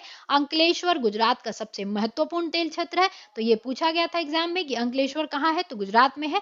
असम भारत का सबसे पुराना तेल उत्पादक राज्य है। डिगबोई, नहरकटिया और मोरन हुगरी हुग रीजन इस राज्य के महत्वपूर्ण तेल उत्पादक क्षेत्र हैं। तो ध्यान रखिएगा, असम में डिगमोई है सबसे पुराना तेल उत्पादक है ना। उसके बाद आपका असम में ही नहरकटिया, मोरेन, हुगरीजन ये सब जो है तेल उत्पादक के क्षेत्र हैं। ठीक है, अब आगे है, देखिए अब ऐसे ऐसे नाम जो है ना कभी कभी क्वेश्चन में डाल दिए जाते हैं तो थोड़ा सा लोग कंफ्यूज हो जाते हैं वहां पे। तो आप लोग यहीं पे याद करिएगा कि डिगबोई, नहरकटिया, मोरन, हुगरीजन जो है आपको असम में देखने को मिलते हैं और असम का तेल उत्पादक जो है सबसे पुराना है। चलिए प्राकृतिक गैस के बारे में देखते हैं। तो प्राकृतिक गैस पेट्रोलियम के भंडार के साथ पाई जाती है, यानी प्राकृतिक गैस आपने देखा ही था, जो आपका तेल था खनिज तेल उसी के ऊपर पाई जाती है, यानी उन्हीं के साथ में पाई जाती है। और जब कच्चे तेल को सतह पर लाया जाता है तो यह मुक्त हो जाती है, यानी अलग हो जाती है। इसका उपयोग घरेलू और औद्योगिक ईंधन के रूप में किया जाता है। ठीक है, उसके बाद कह रहा है इसका उपयोग बिजली क्षेत्र में ईंधन के रूप में बिजली पैदा करने के लिए, उद्योगों में हीटिंग के उद्देश्य के लिए, रासायनिक पेट्रोकेमिकल और उर्वरक उद्योगों में कच्चे माल के रूप में, परिवहन ईंधन के रूप में और खाना पकाने में ईंधन के रूप में किया जाता है। गैस की बुनियादी ढांचे में विस्तार और स्थानीय शहर गैस वितरण COD नेटवर्क के विस्तार के साथ प्राकृतिक गैस पसंदीदा परिवहन ईंधन CNG, ठीक है, कंप्रेस वाला कह रहा है, और घरों में खाना पकाने के ईंधन PNG, ठीक है, के रूप में भी उभर रहा है। तो प्राकृतिक गैस का हम लोग यूज करते ही हैं। उसके बाद कहाँ है आपको, देखिए आगे कह रहा है भारत के प्रमुख गैस भंडार मुंबई हाई और अन्य संबंध क्षेत्र पश्चिमी तट पर पाए जाते हैं, जिनको खंबात बेसिन में पाए जाने वाले क्षेत्र संपूरित करते हैं। पूर्वी तट पर कृष्णा गोदावरी बेसिन में प्राकृतिक गैस के नए भंडार की खोज की गई है। तो अब हमारा पूछा जाए कि प्राकृतिक गैस कहाँ कहाँ देखने को मिलती है, तो याद रखिएगा खंबात बेसिन, और उसके बाद आप देखेंगे कृष्णा गोदावरी बेसिन में भी प्राकृतिक गैस देखने को मिलती है। तो थोड़ा अच्छे से याद कीजिएगा इसको। ठीक है, देखिए मेरा काम है कि आपको मैं थोड़ा सा 3-4 बार रिपीट करती हूँ ताकि आप याद कर ले। अब ये देखिए भारत में दिया है कि तापीय और आणविक कहाँ कहाँ जो है पाए जाते हैं। ठीक है, ऊर्जा संयंत्र, तो कलपक्कम देखिए यहाँ पे है, नवेली तमिलनाडु, ये सब देख ही रहे हैं आप, रामागुंडम, चंद्रपुर, कोरडी, सतपुड़ा, ये सब चीजें हमको मिलेंगी आगे। चलिए देखते हैं, आप लोग देखना चाहे तो इसको इमेज को रोक के आप लोग अच्छे से देख लीजिएगा। ठीक है, चलिए धीरे धीरे कर दे रही हूँ ताकि आप लोगों को देख ले। चलिए आगे बढ़ते हैं। गेल द्वारा निर्मित पहली 1700 किलोमीटर लंबी Hazira Vijaypur Jagdishpur HBJ cross country gas pipeline ने मुंबई हाई और बसीन गैस क्षेत्रों को पश्चिमी और उत्तरी भारत में विभिन्न उर्वरक, बिजली और औद्योगिक परिसरों में जोड़ा है। तो हमने देखा ही था चित्र में, है ना। तो ये कितने लगभग लंबा है, 1700 किलोमीटर लंबी है। गेल ने उसको किया है, निर्मित किया है। ठीक है, ये कौन है, तो HBJ यानी कि हाजीरा विजयपुर जगदीशपुर, ठीक है, क्रॉस कंट्री गैस पाइपलाइन है ये। ठीक है। इन गैस पाइपलाइनों ने भारतीय गैस बाजार में विकास को गति प्रदान की। कुल मिलाकर भारत में गैस बुनियादी ढांचे का विस्तार क्रॉस कंट्री पाइपलाइनों ने 1700 किलोमीटर से बढ़कर 18,500 किलोमीटर तक 10 गुना से अधिक हो गया है अब। ठीक है। अब क्या कह रहा है कि पूर्वोत्तर राज्यों सहित देश भर में सभी गैस स्रोतों और उपभोक्ताओं बाजारों को जोड़कर गैस ग्रिड के रूप में जल्द ही 34,000 किलोमीटर से अधिक तक पहुंचने की संभावना की जा रही है इसको। ठीक है। अब आगे देखेंगे विद्युत। तो देखते हैं आधुनिक विश्व में विद्युत के अनुप्रयोग इतने ज्यादा विस्तृत हुए हैं कि इसके प्रति व्यक्ति उपभोग को विकास का सूचकांक माना जाता है। विद्युत मुख्यतः दो प्रकार से उत्पन्न की जाती है। प्रवाही जल से जो हाइड्रो का टरबाइन चलाकर जल विद्युत उत्पन्न करता है। दूसरा ये होता है कि अन्य ईंधन जैसे कोयला, पेट्रोलियम व प्राकृतिक गैस को जलाने से टरबाइन चलाकर ताप विद्युत उत्पन्न की जाती है। तो इसको एक बार और रीड कर देती हूँ आप लोगों के लिए। ठीक है, चलिए देखते हैं। तो देखिए विद्युत मुख्यतः दो प्रकार से उत्पन्न की जाती है। पहली आपको क नंबर देखेंगे, प्रवाही जल से जो हाइड्रो टरबाइन चलाकर जल विद्युत उत्पन्न करता है। दूसरा ये होता है कि अन्य ईंधन जैसे कोयला, पेट्रोलियम व प्राकृतिक गैस को जलाने से टरबाइन चलाकर ताप विद्युत उत्पन्न की जाती है। ठीक है, यहाँ जल विद्युत, यहाँ ताप विद्युत। ठीक है, याद रखिएगा। आगे कह रहा है कि एक बार उत्पन्न हो जाने के बाद विद्युत एक जैसी ही होती है। जब ये दोनों उत्पन्न हो जाते हैं तो एक ही जैसे रहते हैं। अब ये कह रहा है कि कुछ नदी घाटी परियोजनाओं के नाम बताइए। इन नदियों पर बने बांधों के नाम भी लिखिए। तो हमने अभी ऊपर पहले चैप्टर में देखा ही था, इसके जस्ट जो पहले चैप्टर था, है ना। तेज बहते जल से जल विद्युत उत्पन्न की जाती है। जो एक यानी कि तेज जो जल का प्रवाह होता है ना, उससे हम लोग विद्युत उत्पन्न करते हैं, जो एक नवीनीकरणीय योग्य संसाधन है। ठीक है, भारत में अनेक बहुउद्देशीय परियोजनाएं हैं जो विद्युत ऊर्जा उत्पन्न करती हैं, जैसे भाखड़ा नांगल दामोदर घाटी कॉर्पोरेशन और कोपली हाइलाइन परियोजना। ठीक है, ध्यान रखिएगा। ताप विद्युत कोयला, पेट्रोलियम तथा प्राकृतिक गैस के प्रयोग से उत्पन्न की जाती है। ताप विद्युत गृह अनवीकरणीय योग्य जीवाश्म ईंधन का प्रयोग कर विद्युत उत्पन्न करते हैं। यानी अनवीकरणीय मतलब नॉन रिन्यूएबल और नवीनीकरण मतलब होता है रिन्यूएबल, है ना। अब कह रहा है अपने राज्य के ताप विद्युत गृह की जानकारी एकत्र कीजिए तथा उसमें ईंधन का नाम भी लिखने को बता रहा है। तो चलिए आगे देखते हैं। यहाँ पे आगे है आपका गैर परंपरागत ऊर्जा के साधन। तो देखते हैं, वो परंपरागत सब थे, अब ये गैर परंपरागत शुरू हो रहा है। तो ऊर्जा के बढ़ते उपभोग ने देश को कोयला, तेल और गैस जैसे जीवाश्मी ईंधनों पर अत्यधिक निर्भर कर दिया है। गैस व तेल की बढ़ती कीमतों तथा इनकी संभाव्य कमी ने भविष्य में ऊर्जा आपूर्ति की सुरक्षा के प्रति अनिश्चितताएं उत्पन्न कर दी हैं। ठीक है, इसके राष्ट्रीय अर्थव्यवस्था की वृद्धि पर गंभीर प्रभाव पड़ते हैं। इसके अतिरिक्त जीवाश्मी ईंधन का प्रयोग गंभीर पर्यावरणीय समस्याएं उत्पन्न करता है। अतः नवीनीकरणीय योग्य ऊर्जा संसाधन जैसे सौर ऊर्जा, तो ध्यान रखिएगा ये सब थोड़ा सा बता रहा है कि नवीकरणीय योग्य ऊर्जा कौन कौन से हैं। तो सौर ऊर्जा, पवन ऊर्जा, ज्वारीय ऊर्जा, जैविक ऊर्जा तथा अवशिष्ट पदार्थ जनित ऊर्जा के उपभोग की बहुत जरूरत है। ये ऊर्जा के गैर परंपरागत साधन कहलाते हैं। ठीक है, भारत धूप, जल तथा जीव भार साधनों में समृद्ध है। भारत में नवीकरण योग्य ऊर्जा संसाधनों के विकास हेतु बृहद कार्यक्रम भी बनाए गए हैं। तो हम लोग धूप के लिए बहुत जाने जाते हैं। बहुत ऐसे कंट्री हैं जहां धूप पहुंचती नहीं है, बहुत कम समय के लिए धूप आता है ना। चलिए आगे देखते हैं, परमाणु अथवा आणविक ऊर्जा क्या होते हैं। तो परमाणु अथवा आणविक ऊर्जा अणुओं की संरचनाओं को बदलने से प्राप्त की जाती है। जब ऐसा परिवर्तन किया जाता है तो ऊष्मा के रूप में काफी ऊर्जा विमुक्त होती है और इसका उपयोग विद्युत ऊर्जा उत्पन्न करने में किया जाता है। यूरेनियम और थोरियम जो झारखंड और राजस्थान की अरावली पर्वत श्रृंखला में पाए जाते हैं। तो याद रखिएगा, यूरेनियम और थोरियम जो है झारखंड के और राजस्थान के अरावली पर्वत में पाया जाता है। थोरियम केरल में भी देखने को मिलता है, मोनोजाइट वगैरह। ठीक है, प्रयोग परमाणु अथवा आणविक ऊर्जा के उत्पादन में किया जाता है। इनका जो है आपका यूज किया जाता है परमाणु अथवा आणविक ऊर्जा में। केरल में मिलने वाली, ये रहा आगे तो दिया ही है, केरल में मिलने वाली मोनोजाइट रेत में भी थोरियम की मात्रा पाई जाती है। तो ये याद रखिएगा, ये क्वेश्चन कई बार पूछा गया है कि मोनोजाइट रेत में थोरियम जो है कहाँ देखने को मिलती है, तो केरल में। ठीक है, अगला क्वेश्चन है अगला जो है आपको कह रहा है कि भारत की मानचित्र 6 परमाणु ऊर्जा संयंत्रों की अवस्थिति दिखाए तथा उसके राज्यों के नाम ज्ञात करें। ठीक है, सौर ऊर्जा के बारे में हम लोग देखते हैं। भारत एक उष्णकटिबंधीय देश है, यहाँ सौर ऊर्जा के दोहन की असीम संभावनाएं हैं, यानी बहुत सारी संभावनाएं हैं। फोटोवोल्टाइक प्रौद्योगिकी द्वारा धूप को सीधे विद्युत में परिवर्तित किया जाता है। अब देखिए ये वाला क्वेश्चन जो है ना बीपीएससी में पूछा गया था कि फोटोवोल्टाइक जो है क्या करता है, तो यहाँ पे आपने देख लिया कि धूप को सीधे विद्युत में परिवर्तित करता है ये फोटोवोल्टाइक, ठीक है। उसके बाद देखेंगे भारत के ग्रामीण तथा सुदूर क्षेत्रों में सौर ऊर्जा तेजी से लोकप्रिय हो रही है। कुछ सौर ऊर्जा लगी रहा है, कुछ बड़े सौर ऊर्जा संयंत्र देश के विभिन्न भागों में स्थापित किए जा रहे हैं। ऐसी अपेक्षा है कि सौर ऊर्जा के प्रयोग से ग्रामीण घरों में उपलब्ध तथा लकड़ी पर निर्भरता की न्यूनतम यानी कि उसको जो है थोड़ा सा कम किया जा सकेगा, ठीक है। तो यहाँ पे आप लोग थोड़ा सा याद रखिएगा ये फोटोवोल्टाइक प्रौद्योगिकी क्या होता है, जो सीधे धूप के जो है धूप को लेता है यानी प्रकाश ऊर्जा को लेके वो विद्युत ऊर्जा में परिवर्तित कर देता है, ठीक है।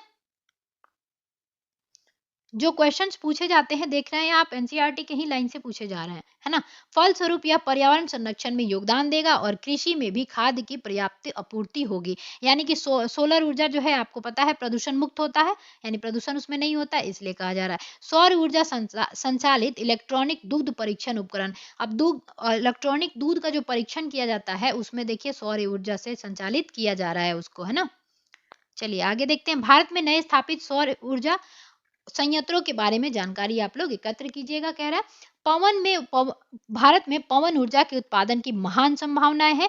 भारत में पवन ऊर्जा फार्म के विशालतम पेटी तमिलनाडु में नागरकोइल से मदुराई तक अवस्थित है। तो ये भी एक बार क्वेश्चन पूछा गया था कि पवन ऊर्जा की संभावनाएं जो है ज्यादा कहाँ है, तो तमिलनाडु में, ठीक है।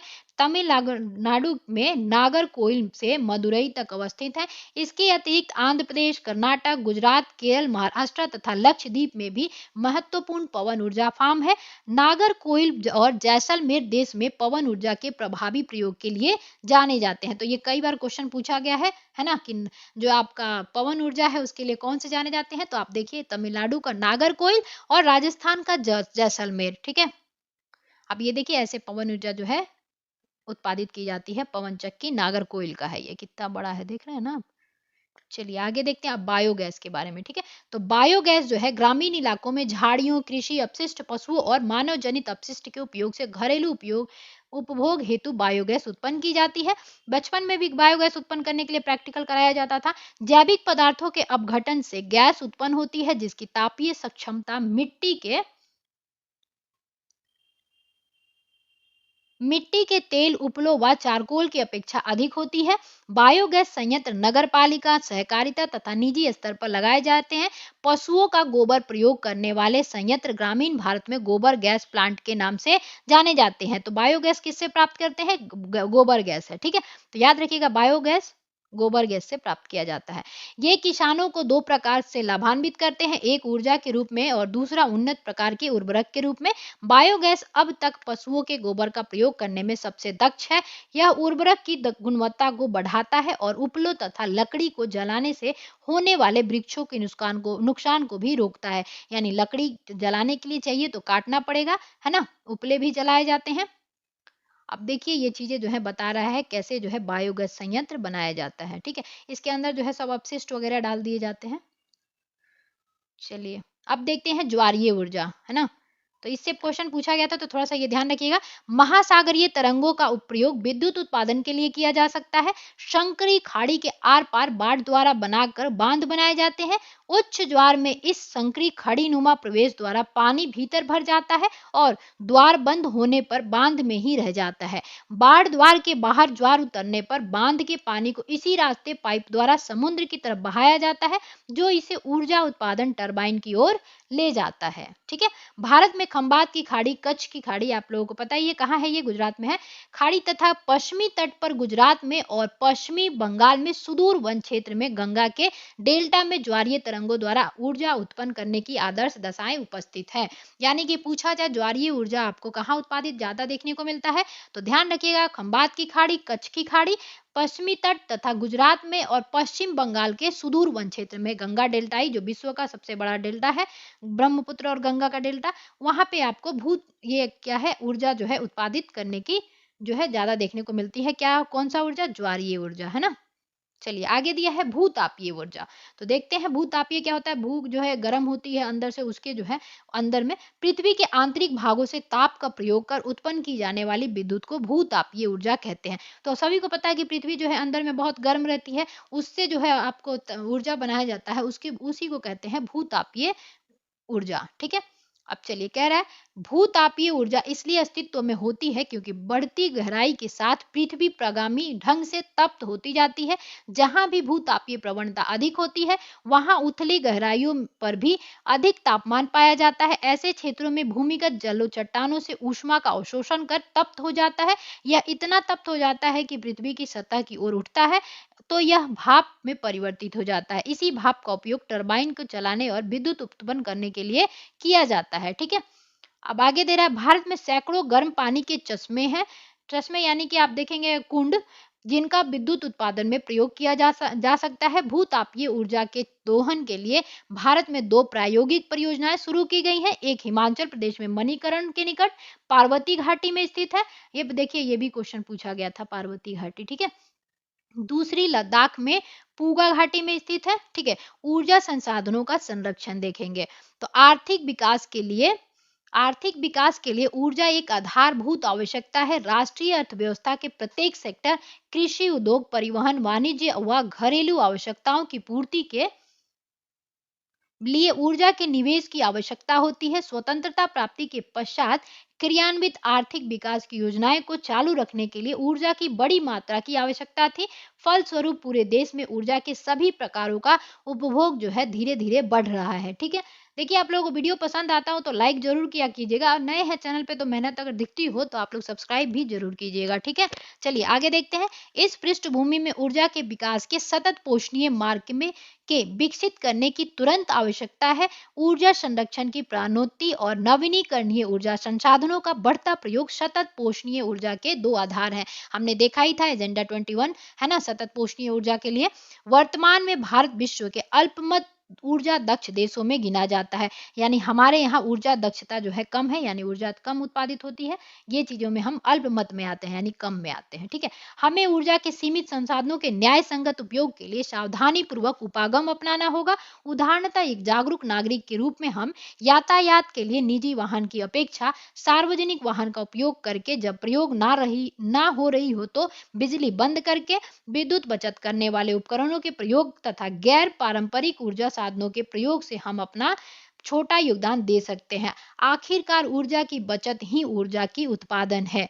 यानी कि ऊर्जा को जितना बचाएंगे आप, वही ऊर्जा की बचत ही ऊर्जा उत्पादन है। यानी कि आप बचा रहे हैं तो उत्पादन हो रहा है। ठीक है। तो ऊर्जा का जो है सोच समझकर और न्याय संगत उपयोग करना चाहिए। ठीक है। तो ये चैप्टर जो है आपका यहीं समाप्त होता है खनिज से। ठीक है। तो अगर वीडियो पसंद आया हो तो प्लीज आप लोग लाइक कीजिएगा, और नए हैं चैनल पे तो सब्सक्राइब जरूर कीजिएगा। अगर कुछ आपको मिलता है तो आप भी रिवॉर्ड में जो है दिया करें। ठीक है। तो आपका भी कुछ नहीं जाता, आप अगर सब्सक्राइब और लाइक करते हैं तो इससे हमें मोटिवेशन मिलता है। ठीक है। तो चलिए मिलते हैं अगले वीडियो में, तब तक के लिए जय हिंद।